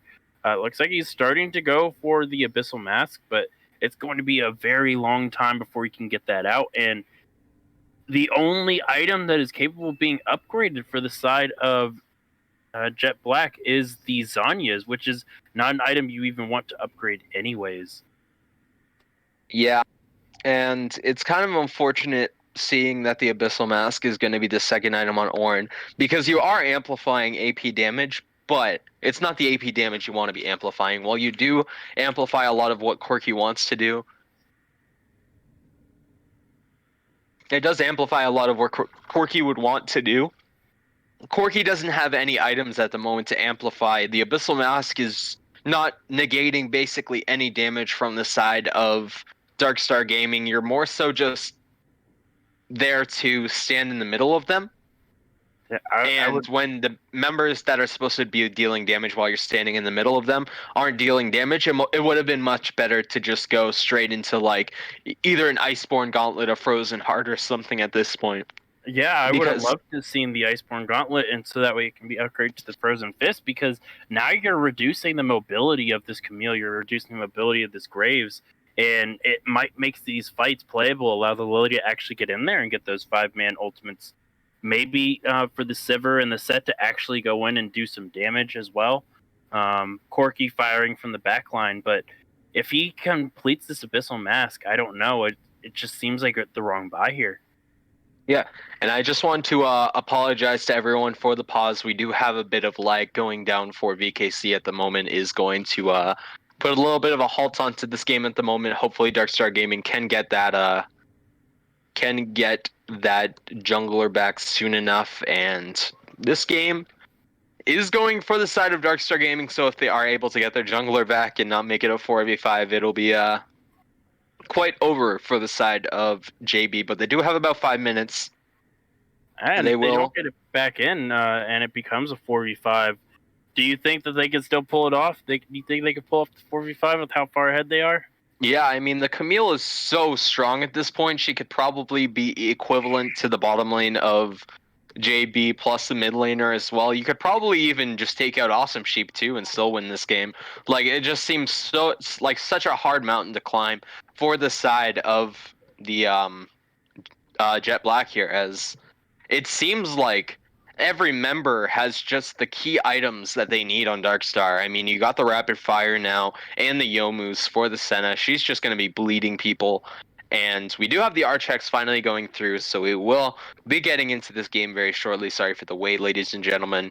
It has been a nice pause, nice podcast episode, but it will resume very shortly here. And overall, game's going really well for Darkstar Gaming. We've reiterated about 10 times now that they have control of this game. They have the automation in terms of members, in terms of CC, in terms of pick potential. They can do whatever they want to do. Oh man. It looks like we're gonna have to wait just a little bit longer. Now it seems like Jet Black's 80 carry is lagging.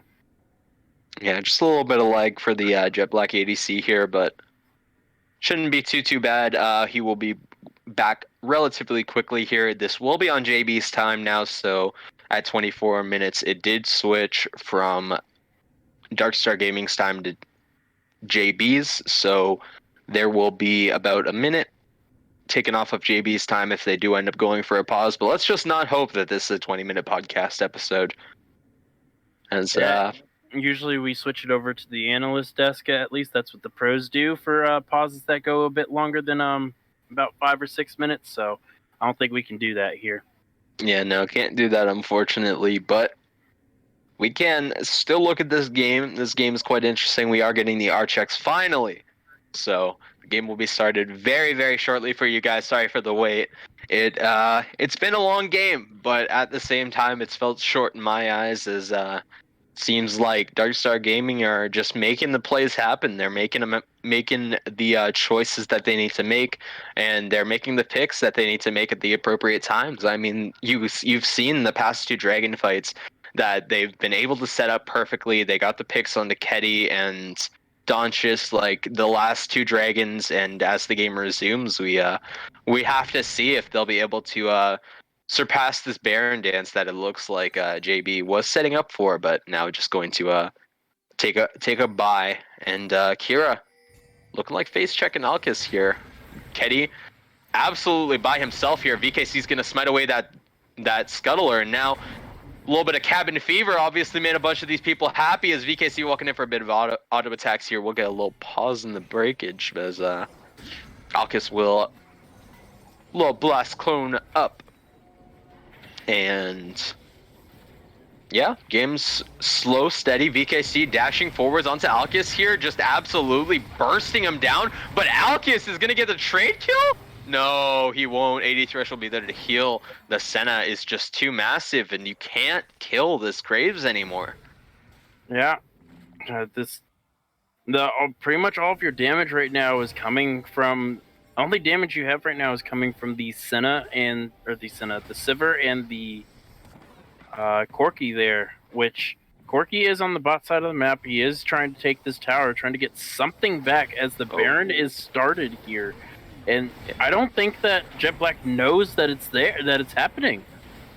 And it's very smart too, because they don't really have the time to react. If Ketty can make it in, though, this could be a big steal. The Ornn ulti will go down for a vision, but the Braum shield to block it out. And that is going to be the Baron secured for the side of Darkstar Gaming. They are pushing this game to its outer limits at this point. Yeah, and... Oh, no. Oh, Awesome Sheep going in with the flash. They're going to burn the flash off Donchis. Now Donchis is just trying to run away. Is he going to be able to make it out? It looks like, because directed cam is spoiling for us, that he will be able to make it out. Yep. He will walk away. Now Awesome Sheep has to just sort of duck out of there very quickly. Will not get sleeped by Lilia, even though it would be a good pick. It's It's a tanky Galio, and you can't really one-shot that thing as Akira going up on Ornn here, going for a bit of a trade, but no commitment, no ultimate going down, and very smart decision from Akira, just playing this game absolutely incredibly at the moment, really putting the pressure on the Ornn in lane, like we said, and yeah, you can see like that, just absolutely shredding him, as 80 Thresh goes in for the flash onto Lila's going to be able to pick up the kill, and now that's the sleep onto 80 Thresh, going to try and walk away, as his Baron buff is absolutely floating on this side here, am I right? I think it was following one of her souls there. Yeah, it's taking a good walk. Yeah, there it is. Just a little bit of a spectator bug for us there. Oh my God, what was that auto attack range? That was so far away from where he was. Yeah, sitting on about how many stacks there? 70 stacks now. Has an extremely long attack range along with the rapid fire cannon, able to Q the tower outside of the tower's range. That's what you hate to see if you're playing League of Legends and there's an 80 carry in the game that outranges your tower. Yep, that's definitely an unfortunate time, but now they're going to commit onto Awesome Sheep here. They do know that he is alone at the moment, and that is a really good spell shield from Lila's going to be able to get a lot more damage down onto him. And BKC is now alone with no Awesome Sheep. He has gone down, and now BKC is just trying to run. The heal goes down from 80 Thresh, and now they're trying to turn. Alkis goes absolutely bonkers on Lila's, going to turn down Mike too, and that is 2 kills straight up. It looks like Donchis is going to follow to Akira.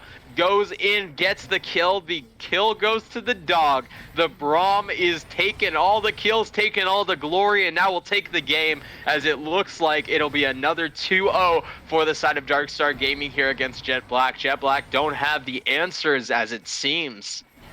Yeah, it looks like they're just doing it for the highlight reel, trying to get an extra kill in, but they are finally going to end the game there. That was very well played. Very clean game from Darkstar Game, even cleaner than the first game, and that was a clean game too. Yep, definitely. That game was very well coordinated. The Camille Galio was just devastating, and the damage charts you can see, this Senna is something you need to have an answer for, because it seems like Darkstar Gaming's bottom lane has just been getting off scot-free these past 2 games, and Ravensman really showing up on this Senna. Yeah, showing why he likes to brag about him being the best 80 carry in the org here.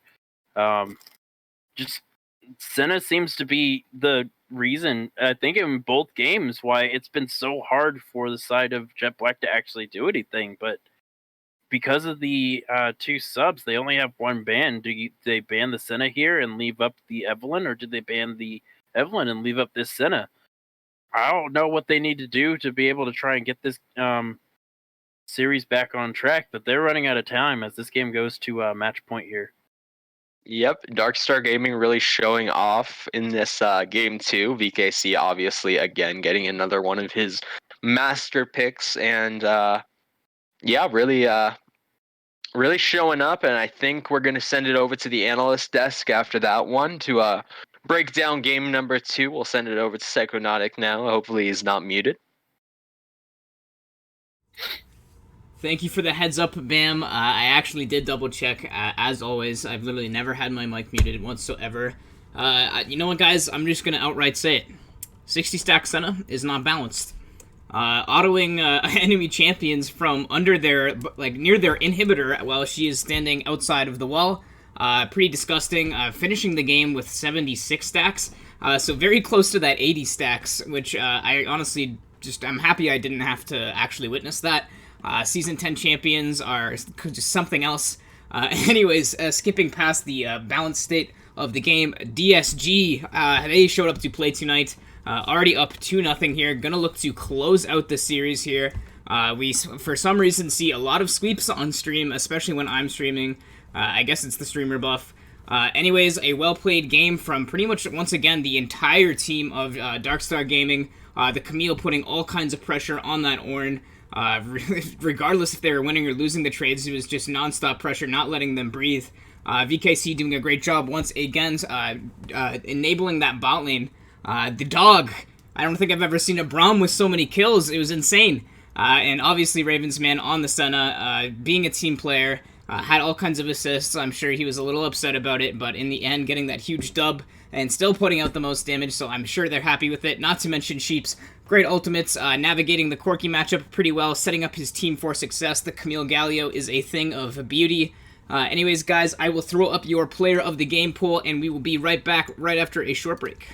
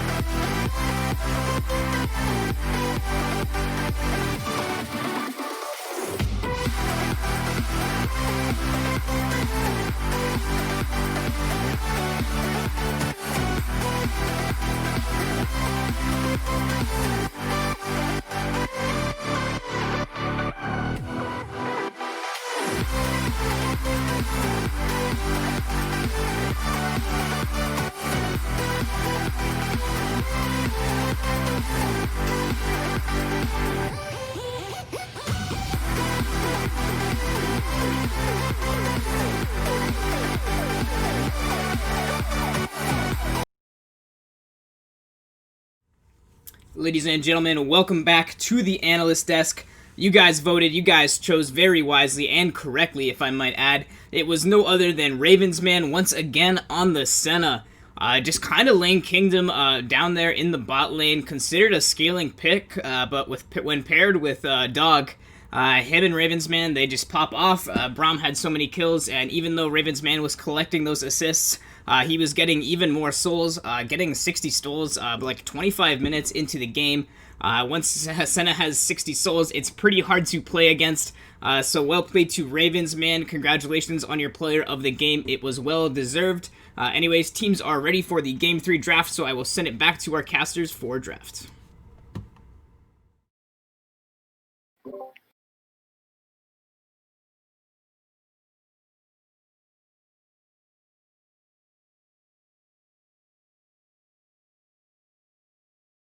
Thank you very much, Psychonautic, for the send-off, as we are getting back into game very shortly here. Draft should be starting very soon, and Game 4 now for the side of Darkstar Gaming and JB. It will be quite an interesting game here to see the adaptations. We do have all the bans on the side of JB finally, so they will be able to fully show us what they want to do with this game, as the Braum is going to be taken away, the first ban we haven't seen quite yet. What do you think of that one? Yeah, I really like the Braum ban here, especially with how disruptive it's been. For Jet Black, not able to get to that Senna, so I don't think that Darkstar goes for the Senna this time around, and they also get rid of the Camille here, not scared of the Senna, thinking without the Braum was the problem, not the Senna there. So if Darkstar still goes for the Senna, it will be very interesting to see what they try to pair with it now that the Braum is gone. Yeah, definitely. And this is also surprising to see that we haven't seen any more bans from VKC. While there is quite a lot of carries on the side of Darkstar Gaming, VKC has shown that he is quite proficient on both the Graves and the Evelyn at this point. So interesting to see that we saw the Kazakhstan first game and he hasn't even pulled it out yet. Who knows, we might see it this game, or we might just see the Graves run back, but there is still some options for VKC here as the Yone. Oh, boy. Yone's going to be the first pick here for the side of JB. They are going for something spicy right off the bat. It's game 3. They're down 2-0, and they need a miracle, so they might as well just go for that. It's going to be the Galio Senna for Darkstar Gaming. They want that Senna, like you were saying. They decided to go for something else with it, but they want that Senna. Yeah, clearly believing that the Senna is the focal point to the comps that they want to run. Picking up the Galio again, and this could be an interesting pick if they lock this in. Yone and Shyvana. Ooh. Yep, Shyvana could be a quite interesting pick here for Keddy in the jungle. We haven't seen a lot of Shyvana recently. She has fallen out of presence, kind of, as time has progressed. It has become known that Shyvana does not want to get invaded early and will sort of fall behind if she does get sort of kicked while she's behind, you know? Yeah, ooh. I really like this Nautilus pick into Senna. This is the bane of Senna's existence here. Nautilus is such a hard counter to the Senna, and without the Braum be able to stand in the way, I fully expect a Morgana to come here for the side of Darkstar Gaming to try and make sure that the Senna stays alive here. Yep, Morgana could be an option, but the Graves is being hovered right now. Will probably be locked in. Yes, it will. VKC obviously proficient on that. Graves very proficient, and none of the champions on JB necessarily get shut down by the Graves. And it'll also be nice to see that he will have the invade prio for this Shyvana early. He will be able to sort of shut her down if he does find her in the jungle. And it'll really be on VKC early to create the impact that Darkstar Gaming needs. Yeah, and there goes the Mordekaiser and the Ornn there, and JB basically reading my mind here, banning the Morgana away. Don't want to deal with that in the bot lane. They really want to get onto this Senna here and shut her down before she can run away with the game again. Yep, and Morgana is just a natural counter to Nautilus. I mean, it's basically everything that a Nautilus would want. You have the spell shield to stop all of the engage options, all the CC on literally every ability and auto attack he has. Um, it's really good at just sort of stopping in a neutral setting, and it's also very good against what JB has already in the Yone and in the Shyvana, in terms that it would shut down both of those with the Black Shield as well. The Black Shield is obviously just a very valuable shield to have on this side of Darkstar Gaming, and taking it away is just a very smart option. Ooh, that would be a good pick into the Nautilus, though, the Lulu being hovered here. I really do like that, because as soon as Nautilus goes in with the hook, Lulu just polymorphs him, and there goes your engage. Yeah, and the Lulu is locked in. I do like this pickup here. Yep, Lulu is a smart pick, and also has the flex potential to be going top lane and still have that Galio on support. There is still the option for quite a few things for Darkstar Gaming here. Still quite an ambiguous roster, besides the Graves is going jungle and the Senna is going ADC. Yeah, Looking it at could what be a Jet Black Lulu is mid going and top, so. to... It's true.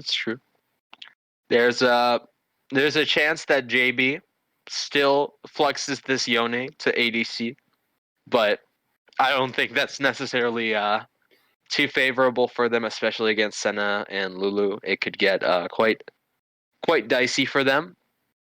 And the Ezreal will be the lock-in for the ADC role for Jet Black here, so quite an interesting option. They're going scaling AD carry versus scaling AD carry here. The Ezreal is very good at playing 1v2, especially, and that frees up the Nautilus to run around the map with the Shyvana and get kills some across the map, while Ezreal just kind of chills in the bot lane. They could be a Gnar. Are they actually going to go for it? They might. Mike has played Gnar before, I believe, so this wouldn't be too surprising of a pick. Yep, that will be the Gnar in the top lane. Going to be going up against Akira here, most likely, unless there's a Lulu in the top lane, most randomly. And Darkstar Gaming here now. The Vayne? Oh? The Gragas? The Victor? The Olaf? The Lucian? The Maokai? The Lee Sin? The Yi? The Lilia? The Kled? Ooh. All these picks Darkstar are Gaming very fun. hovering all of Akira's champion pool right now, so people got to make sure they're getting the screenshots out right now. There's a few champions, and the Victor is being hovered right now. So if that is the case, it will be Lulu in the top lane, but the Wukong will be the lock. So interesting pick out here from Darkstar Gaming. They are going to be sending the Wukong in the top lane, and most likely the Galio in the mid lane and the Lulu in the bot lane, but there is no certainty towards what they are doing until they lock.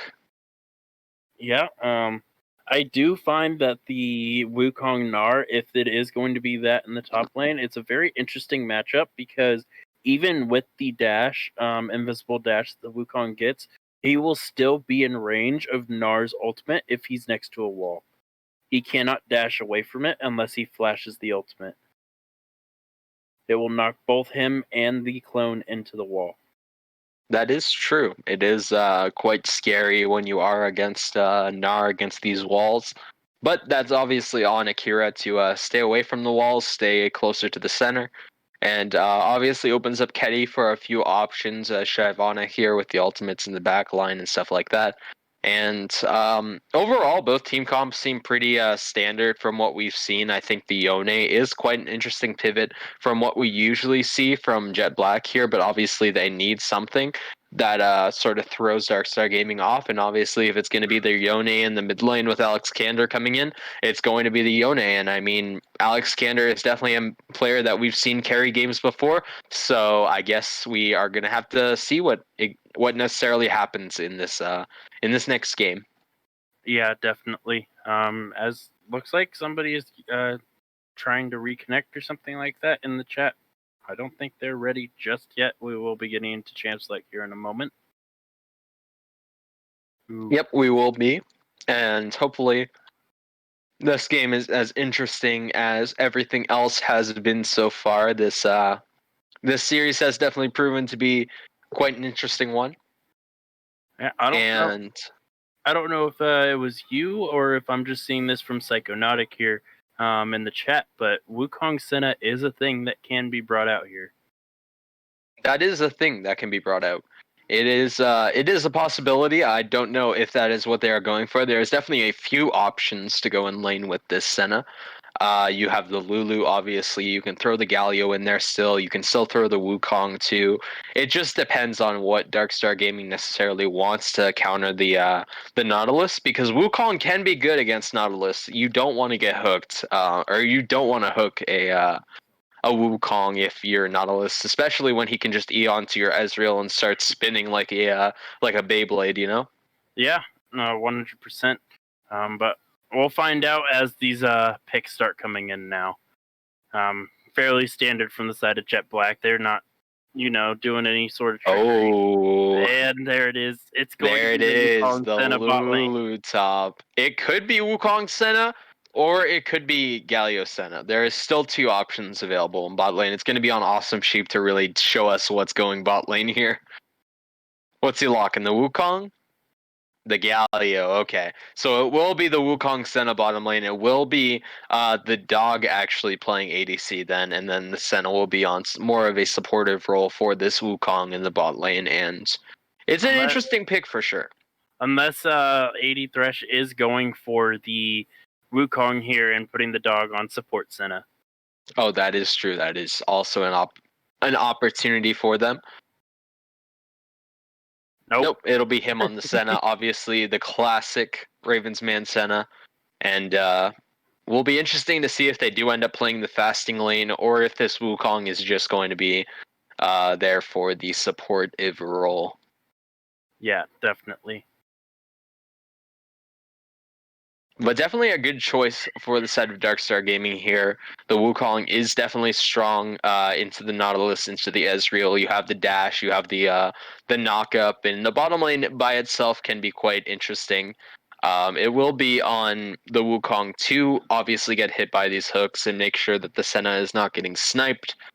And it'll be interesting to see where they pull this pressure from, because Akira's going to be on Lulu, which you don't usually see Akira on. It's going to be quite an interesting, different sort of game for Akira, who was just playing Camille of all things last game.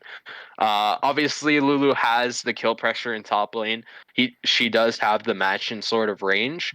Nar is going to have a bit of a hard time in terms of matching the pressure. But if Nar can just sort of wait out and get his phage, then he should be able to just start rolling through this top lane, as Lulu is not going to be itemizing towards AP. Yeah, and gotta give props over to Akira here, playing 3 different types of playstyles here in the top lane. Yeah, the tank Shen in game 1. You got the very, very wonderfully damaged Camille in game 2, and now is playing the supportive role on the Lulu here.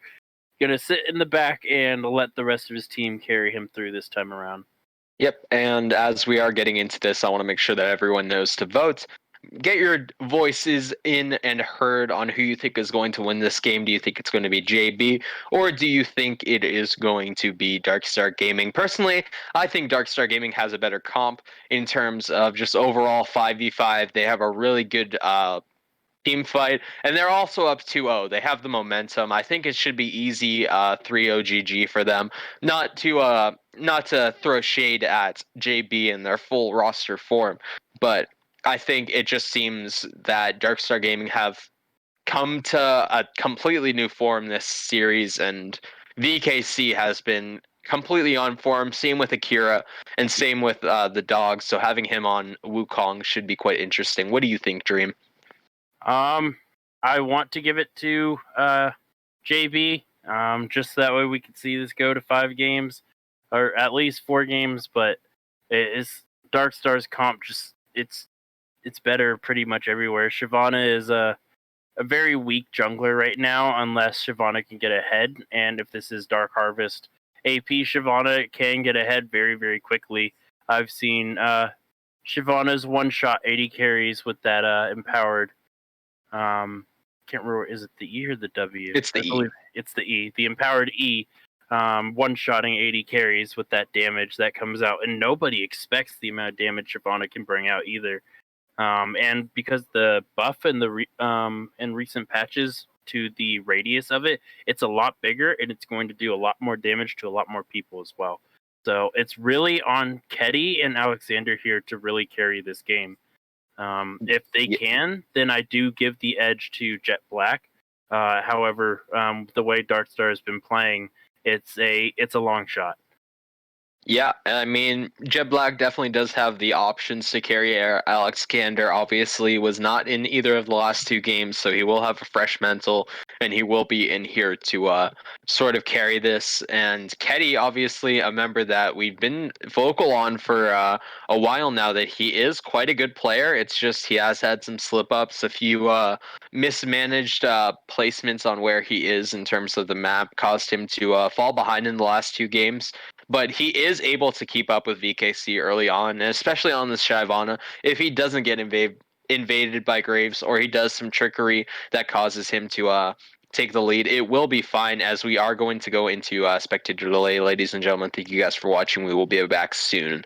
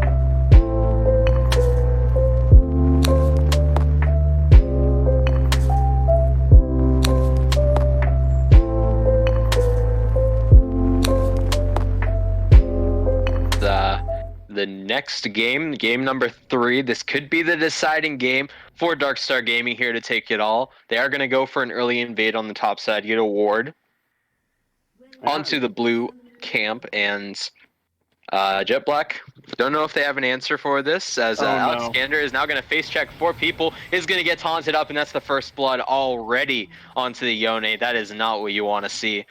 Going on the Wukongs, too, of all people, is so sad, as Akira is going to get a big poke chunk down onto Mike here.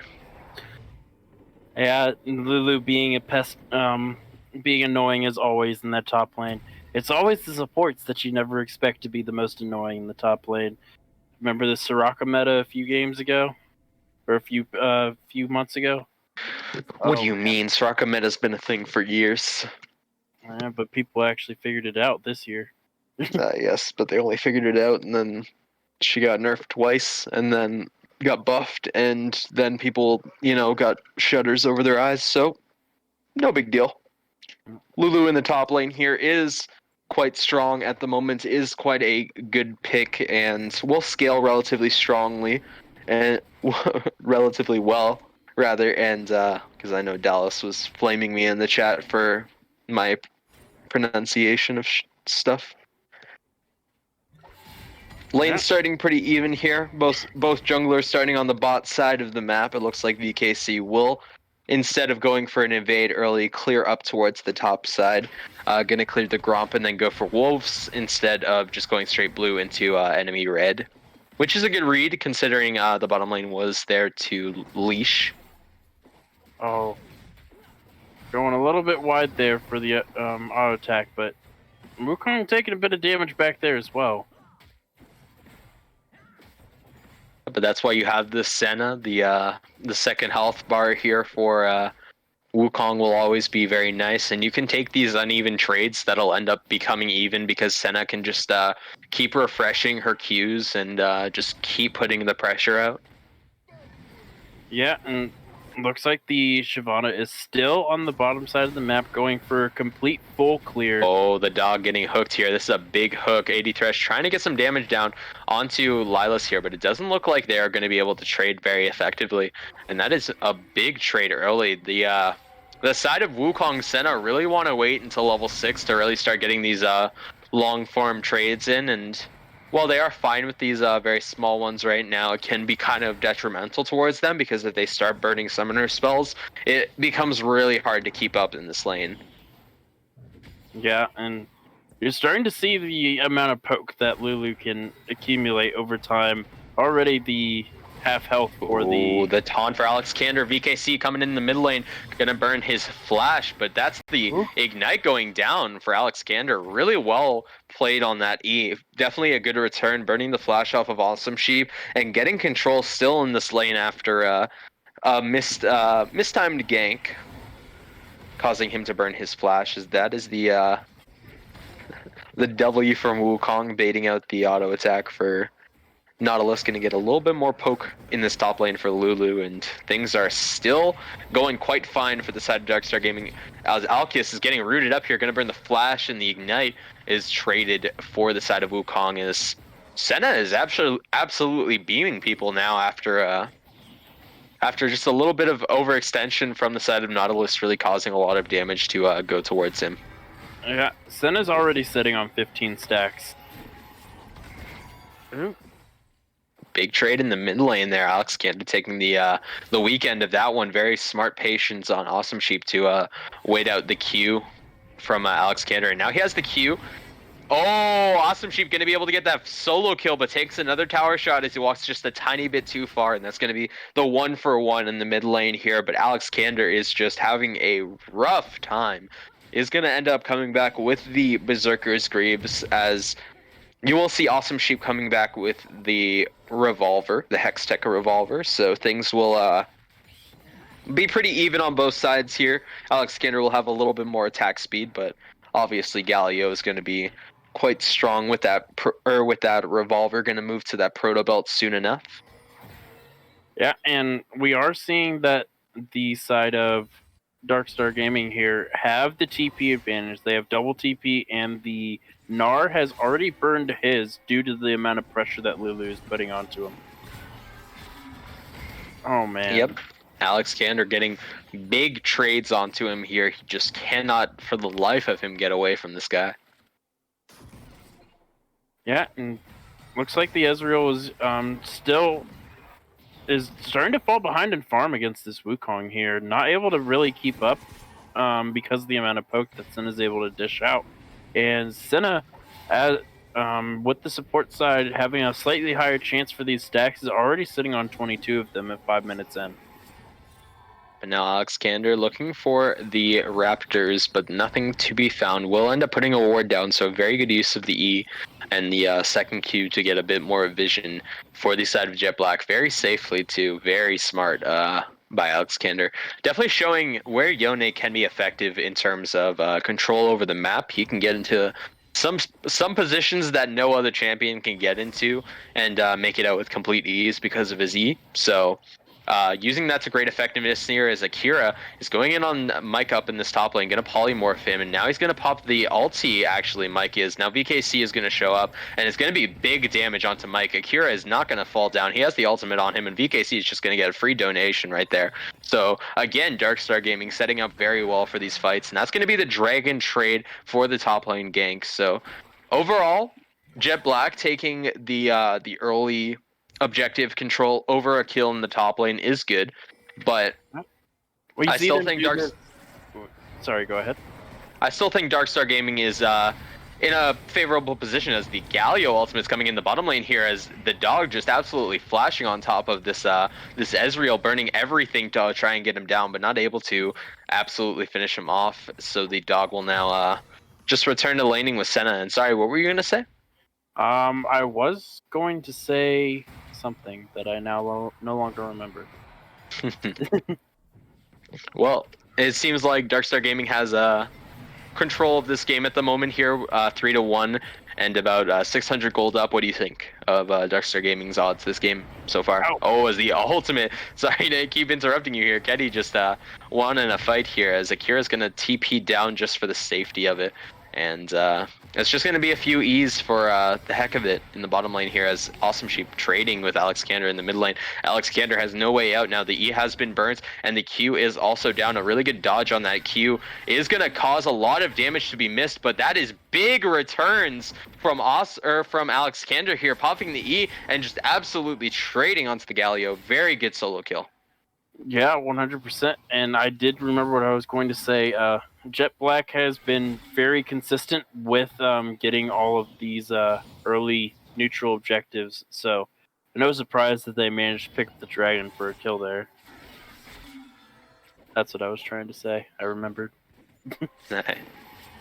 Yeah, it's good for Jet Black at the moment, but Darkstar Gaming still in this. The mid lane kill is quite big. Alex Kander now sitting with a bit of a bounty here on this Yone. Not what you wanted from a Yone that you solo killed, as Mike is face checking Akira, and Akira has no real answer to this, but VKC is just there already. Wow. Mike gonna have to burn the flash for no reason and ends up just dying for it. It's so unfortunate. Ezreal ultimate is coming up there. Is going to miss. Yep, and Akira has the healing anyway, so it shouldn't be too big of a deal. But yeah, it seems like Darkstar Gaming they're finding their pockets to fight, but Jet Black is keeping themselves in this game. Who do you think has the lead at the moment? Right now I think it's pretty even, with the kills spread out evenly for the side of Darkstar Gaming. Hooking the wrong one there. I think it's pretty even. The kills pretty much spread evenly throughout the team for the side of. Ooh. Alex Kander going for a bit of damage there, but just chilling right now. Just a bit of a lull state. Just a little bit of trades back and forth. Nobody's too low in their lanes yet for lethal damage to be acquired, but Keddy looking on the spot lane here. Senna just looking directly at Keddy through the wall, just unknowingly was already in the right position, but it looks like Yone is now going to be collapsed on in this. By this bot lane here, the dog is now just chilling on top of Alex Kander, and that's going to be the root actually landing. Alex Kander is now gone, and the dog gets a second kill for himself this game. And now Keddy is going to pop the ultimate. Big damage onto Senna here, almost getting the kill down, but it doesn't look like it's going to be the case. Now the Galio ultimate is going to come through. Keddy's going to have to burn the flash, and the E will still be there, but the W will also be there from the Galio, and that'll be a donated kill over to the Senna. And now Mike and Akira are going at it 1v1 in this top lane here. It looks like Mike had burned his ulti prior, but Akira is just living completely fine, just having the time of her life in this top lane. And now the Lulu is just chasing down this mini Gnar with no bar at all. He can't even transform if he wanted to. Yeah, has the Ardent Sensor finished there, so the amount of healing or the amount of shielding that the Lulu is getting is extremely powerful. That and the base mana regeneration that item gives, plus the 2 fairy charms she has sitting, she's spamming QEs. she literally has no problem just like playing absolutely safe, doesn't have to worry about getting 1v1 because she's just going to keep getting the lead over and over again because of the shields that she gets, because the ultimate that's going to be up every time that they fight. And it's just so hard for Gnar to answer. You can see that in the 15 CS lead currently in the form of top lane. And now we have a fight in the bottom lane. Alkis is going in on 80 Thresh here, is trying to get the damage down, but it doesn't look like it'll be the case. But here comes Ketty with no ultimate, no flash or heal on Senna is going to cause the death, but here comes Galio. Galio with the TP going to be on top of this Ezreal, going to get the taunt down. VKC's going to get donated. Now Ketty has to burn the ultimate to try and run away, but isn't going to be enough. It doesn't look like it's going to be, as VKC's going to pop the ultimate and the Q to get the kill down. Now Akira versus Alex Kander in the mid lane, but Akira is burning down, almost dies to the legs of Alex Kander, but is going to be able to make it away with the ultimate burn. And a kill onto Alkis on the backside of that fight. That becomes a 3-for-0 for the side of Darkstar Gaming. They are starting to take another snowball. Yeah, and it's starting to fall apart for the side of Jet Black again. Sitting on about a 3,000 gold lead here. If my math is correct, I'm not very good at it, so you can correct me if I'm wrong there, but it does look like 3,000. The only person that's doing okay for himself is the Yone there in the mid lane, Alex Kander, doing his best to try and stem the bleeding here, while the rest of his map is burning and falling apart around him. Yeah, definitely. And the game looking pretty good for Darkstar Gaming at the moment, about 3k gold lead up at the moment, just keeping it steady, not really causing too much of an advantage, but the jungle is where this big advantage is coming from. You have 10 CS, or 20 CS basically up at this moment, and it's just really hard to play the game as Shyvana at this moment. You're looking for that Nashor's Tooth, but you're going to be unable to get it. It's so hard to find it at this moment because VKC has just been taking so many leads as 80 Thresh gets almost burnt down in the bottom lane there. Lilas has to try and limp away with a little bit of HP that he has, and Senna's just going to be able to queue up the rest of our HP, but Ketty's looking bottom lane here, is going to be able to pop the ultimate and is going to pop the E. Oh, but it misses, is going to have to walk under the tower to try and pick up this Senna, which will happen, but it will be a trade, and now the dog is having a 1v1 versus Alkis. Alex Kander is walking down, but is it going to be big enough to cause a kill onto the dog here? Yep, the ultimate will go down, and now that's big damage onto the dog, but the Galio ultimate will be there, but it will not save him. Yone is going to pick up the kill, and that's 3 kills onto Alex Kander, and another kill on Ketty's first kill of the game. So quite a big turn for the side of of Jet Black, but they're also losing gold on the other side of the map. They got 3 kills for that, or 2 kills for that rather, but they still are down 3k and now even more. As Akira is getting traded up on this top side, the Gnar is really strong, is going to pop the ultimate to try and walk away. VKC is here, was prior on the Rift Herald, and now he's going to pop the Q ultimate, going to burn the flash, and now Senna has to burn the ultimate to try and clean up the kill. It will not happen, but that is another big pressure point for the side of Akira in this top lane, is going to be able to pick up this turret. Now Mike has to just try and walk away. Yeah, and due to all of the amount of pressure that the Gnar was able to absorb, they do get them off of the Rift Herald, at least for now.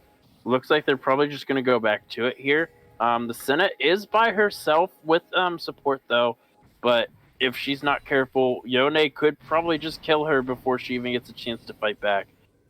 Yeah, and that's one thing to note here, is that this Yone is getting very big for the side of Jet Black here. If this Yone can create a very good ultimate, it could be devastating for the side of Darkstar Gaming. They're still not out of this game yet, is Darkstar. They still have opportunities to lose, but it's looking like they're putting up a lot of pressure at the moment. They're going to get this Rift Herald, and that's the first time they've secured the first Rift Herald this series, which is quite interesting to note. Wait, no, they didn't even get the first Rift Herald this game. No, I believe, no, that was the first Rift Herald. There wasn't another one this, or... Oh, Senna you're stuck in a bit of people there, and is going to get absolutely blown up by 4, and Mike's going to end up securing that kill. Not exactly the person you want that kill on, but it's completely fine because the Senna did end up getting picked off there.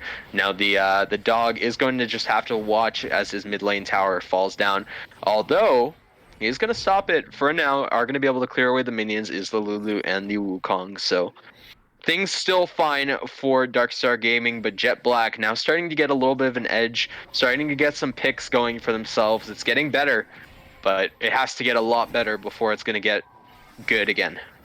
Yeah, that goal lead that's been slowly ballooning for the side of Darkstar has now stagnated and is starting to decrease. Now sitting at about 2.5k gold instead of the 3,000 and rising that it was at earlier. It looks like the next fight is going to be around Dragon. It is a Cloud Soul, which is actually a really good soul for if not very good soul in the grand scheme of things, but it works for the purposes of certain champions like this Yone, who after he ults gets that burst of movement speed.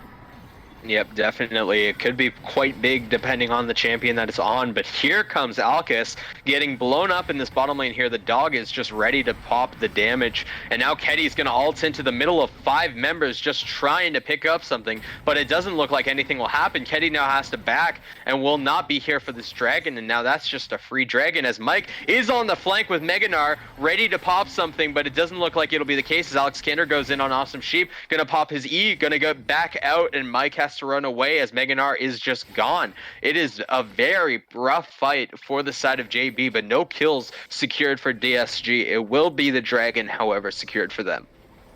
Yeah, and thank you, Psychonautic, for pointing that out for us. The Senna has crested over 60 stacks now prior to the 20-minute mark. Oh. That is the plus of going this Senna version or variant where you go support, you get 10 times more souls, and you scale harder off of that than you would in AD scaling off of CS. It's just a matter of what your support player can play, and that's the advantages of going Wukong, where you can have that all aggressive damage dealer and still be able to support him and heal him up and get the souls in return for it. So you're basically playing a symbiotic relationship with a monkey in the bottom lane, and you're getting the lives of dead people for return. It's very nice. Yeah. And something that I do want to note, if you did not know this, once the center reaches 160 stacks, she outranges towers. So there's a fact for you. Oh, well, that's good to note, considering Senna's about 100 away from that at the moment. Bit of damage going down onto the dog here, but no big burst to be had. And the Yone is getting close to finishing his Infinity Edge there as... Oh no. Keddy gonna face check VKC here. VKC just trying to secure the kill. Does have the damage for it. Doesn't even need to pop the ulti, and now she's probably gonna have to burn the flash. Nope. Here comes Lilas though on the side here. Alex Kander is going to be able to pick up the shutdown onto VKC here and is trying to get away and will not be able to. Akira is there to pick up the kill. Now Lilas is alone here against the Galio, and it's going to be Akira picking up a double kill. Almost looking at Alcus here, but it looks like he'll just be able to get away. The Nautilus hooks out, and it will be fine for now as the game is starting to spiral out of control. Darkstar Gaming now up 4K. It is the snowball's getting bigger for sure. Yeah, and Meganar is around the corner, but going to lose that. Did he steal that? He did steal that. He did steal it. Very nice there. Yep, very nice play from Mike. It's probably one of the only wins that he is going to get, unfortunately, at this point, as Oh no. Nar doesn't have too many options at this point in the game. Yeah, it does have the Black Cleaver, bit of a interesting call there. They don't really have much in the way of tanks for the side of. So we got another engagement there. Yeah, Awesome Sheep, Alexander going back and forth at it. They are punching each other. Is one of them going to take the lead here? Looks like Awesome Sheep almost losing that, but VKC is there to give the little bit of damage that is needed to get the one shot. And now that's another kill onto Awesome Sheep. This Galio is popping off right now. Yeah, and look what the Galio has. He has the Warden's Mail and Ninja Tabbies as well. And he has a Frozen Heart now too. Frozen Heart, very good option here. That's such a good buy into the Yone there. The only item that I would argue would be just as good would be the Randuin's Omen, just because it reduced the amount of critical damage. And since Yone already does 10% reduce crit damage, it just makes it even weaker. That is true, but I think the Frozen Heart is naturally better because it also affects the Gnar and the Ezreal, who are two more damage dealers that the side of Darkstar Gaming has. So while I would say that in a natural 1v1, the Randuins would be better, I think Frozen Heart as a team buy is 10 times better. Just thinking about it. As mid lane getting pushed in, they are just keeping prio on these lanes. Dragon is up in 48 seconds. You see Awesome Sheep up in the top lane there. Alexander actually moving to respond to him, so they will be able to get this Dragon with not a lot of contest, as Nautilus is going to have to back on that 41-second mark. We'll be able to make it back just in time for this Dragon, but it will be quite interesting to see as Alexander has to rotate like right now. Yeah, and looks like he's resetting now. Go ahead and come back. He finishes the Infinity Edge just before this Dragon fight. That's going to be really strong. And the Ezreal has the Iceborne Gauntlet and the upgraded Muramana there as well. That was almost really scary for the Lulu there, almost getting hit by 3 different skill shots as Senna is now clearing some more as Alexander is going to be here for the Dragon fight. The TP actually inside of the Dragon pit for the side of Mike here is sort of trapped here. Not really an answer. No Mega Gnar, not able to answer or create something there. The Dragon will be taken from VKC, and now it looks like the fight has come in. Darkstar Gaming is going to be able to clean up Alexander on the back line. No, they aren't, actually. It's not, he's not gone yet, but Keddy's gone. Lilas is gone, and that's a quadra kill for VKC. Can we get the penta kill? Yes, we can! VKC getting a penta kill to secure the win for Darkstar Gaming in this game. It looks like this is the end for JB. They are going to push down this bottom lane, and they might be able to get the game. Who knows? It looks like Senna's looking for stacks, so obviously it doesn't look like they think they can, but that pentakill is big for Darkstar Gaming. Yeah, VKC sitting at 9-1 now. Just doing so much work. They're going to take the bot lane inhibitor, which is extremely good for them. Now they have complete agency over the Baron here, with the super minions streaming into the bot side of the map for the side of Jet Black. There's very little that they can actually do to try and come back into this game now. Yeah, VKC is just absolutely massive here, sitting at 2-3 almost items. Gonna get that Edge of Night soon. He won't even be able to be touched after this. It is just so insane seeing VKC just tear through these members of JB, and it's interesting to see too, because he's honestly a really good jungler, and sometimes he gets underestimated, but obviously proving his name very heavily right here. Sometimes that judgment can get to his head, but right now it's letting it go straight to his hands as he is popping off for Darkstar Gaming here and really taking it to them. Yeah, and the side of Jet Black trying to get some form of vision around the Baron pit, but with no TPs on their side. Keddy ultimate onto Senna, but again, Akira's just there. You can't really be there. And Yone tries to hop over the wall, but that is not where you want to be, buddy. You are in the middle of 3-4 people, and now that is not a fun time. Now we got Akira poking down onto Alkis, going to try and walk him down, but it doesn't look like it'll be the case. The flash from Awesome Sheep to get onto the bottom lane of JB, and it looks like Alkis is going to be able to make it away. The hook misses, so Awesome Sheep is not going to be able to catch the kill. or get punished for that. And it looks like with all this posturing, all the ultimates that have been burned in the summoner spells, this will be a pretty free Baron for the side of Darkstar Gaming. They're looking to close this game out pretty quickly. The Edge of Night is now completed onto VKC. Yeah, and despite the fact that there is about to be a 10,000 gold lead, almost 9,500 here, Jet Black did manage to not die in that engagement there. They managed to keep everybody alive. They had to give up the Baron, but I guess it's a little bit of sign of some sort of hope for them. None of them managed to die in that engagement, despite them being the ones getting engaged on there. Yep, they're still holding on. JB is. They are doing a very good job at the moment, but they have to be more reserved. They have to make sure that they're looking for these fights, and now Alkis is now just getting absolutely blown up. That's a tank, by the way. That's a tank. Oh no, man. VKC just taking everything from that Nautilus. His lunch money, his life, his Visa debit cards, who knows? This guy is taking everything. He's robbing him for his gold, and he's robbing him for his time. He's robbing him for everything. VKC is taking this game by storm and is showing up for sure. This is why you 3-ban this guy. This is a clinic.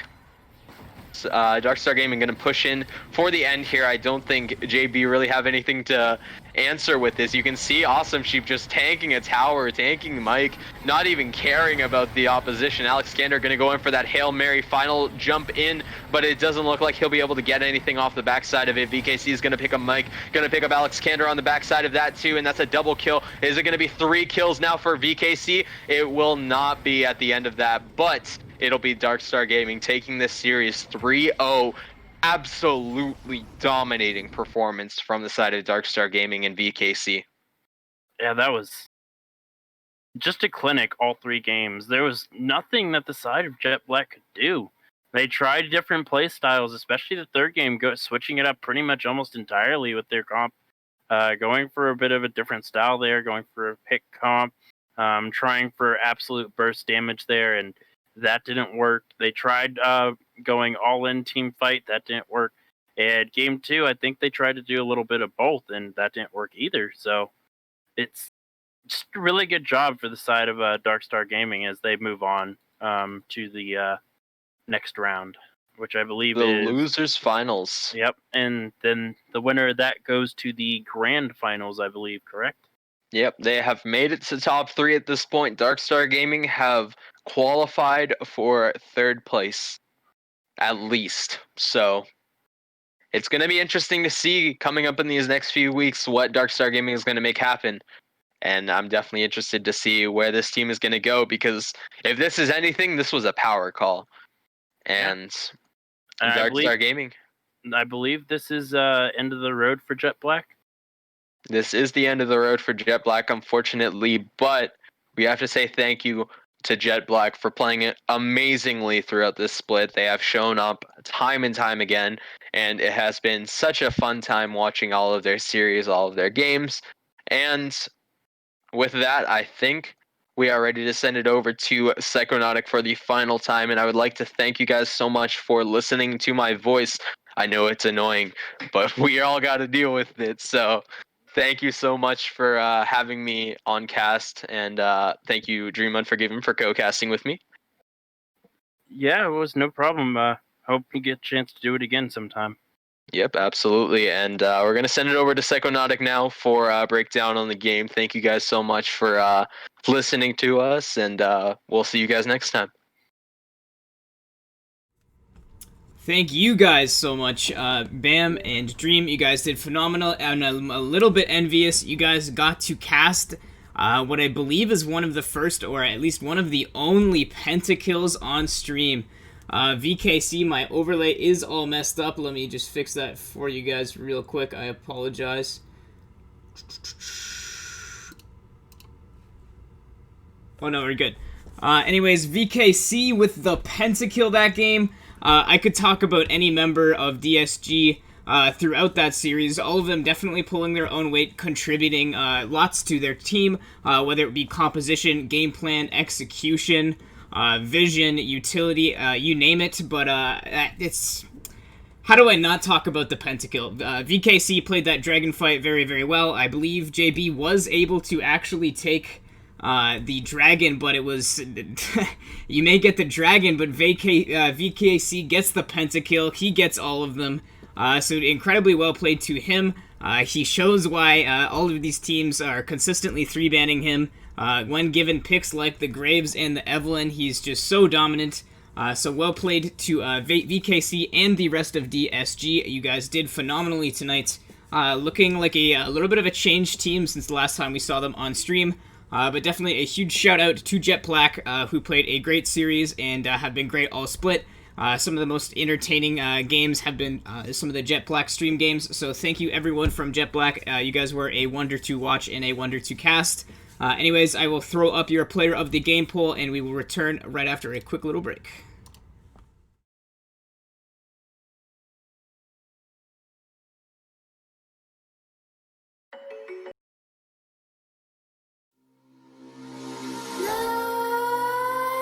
Nightmares creep while you and me repeat. This bittersweet heat is suffocating. I'm waiting and always hesitating. Kryptonite desires set my heart afire. Heart on fire. Set my heart afire.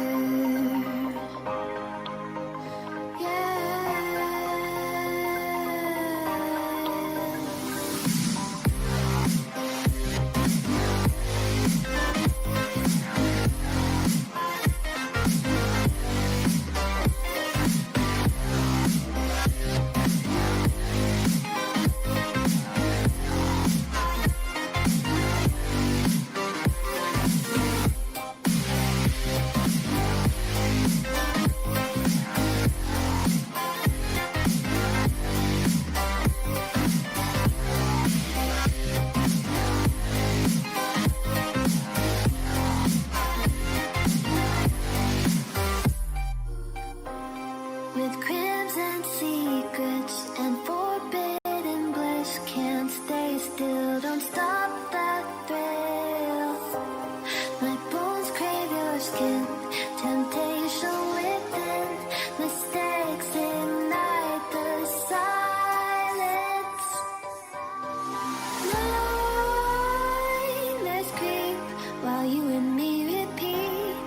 This bittersweet heat is suffocating. I'm waiting and always hesitating.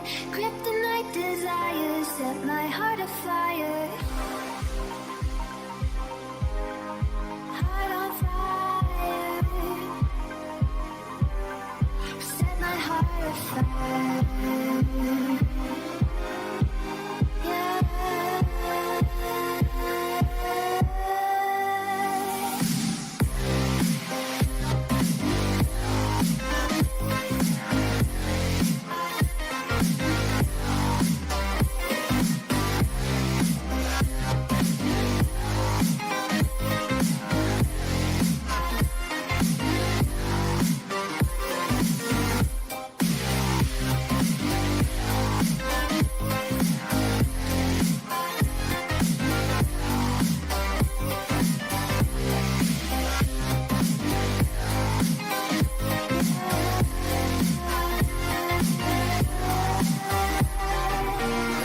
Connect the dots straight to the start of intoxicating warmth. Lingering touch, these sounds once whispered in. Welcome back to the analyst desk, folks. I cut the vote a little bit short. I'm not sure where my little image went. Give me a second here. But it was no other than Akira, who on the Lulu top, not not only doing super, super well in that lane, denying the Gnar, definitely a comfort pick for Mike. But, you know, playing champions like that, it requires the mental fortitude to actually play it to begin with. So definitely well played to Akira. Not only that game, but the entire series. He's been such a key part of the DSG. I don't think I've ever seen this guy even lose. So definitely well played to Akira. I've personally been smashed by this guy, so I just know how the insane and immense lane pressure he does exert. So definitely deserving of this player of the game. I'm not sure what's happening to my overlay right now, but it doesn't change the fact that Akira is a beast in that top lane.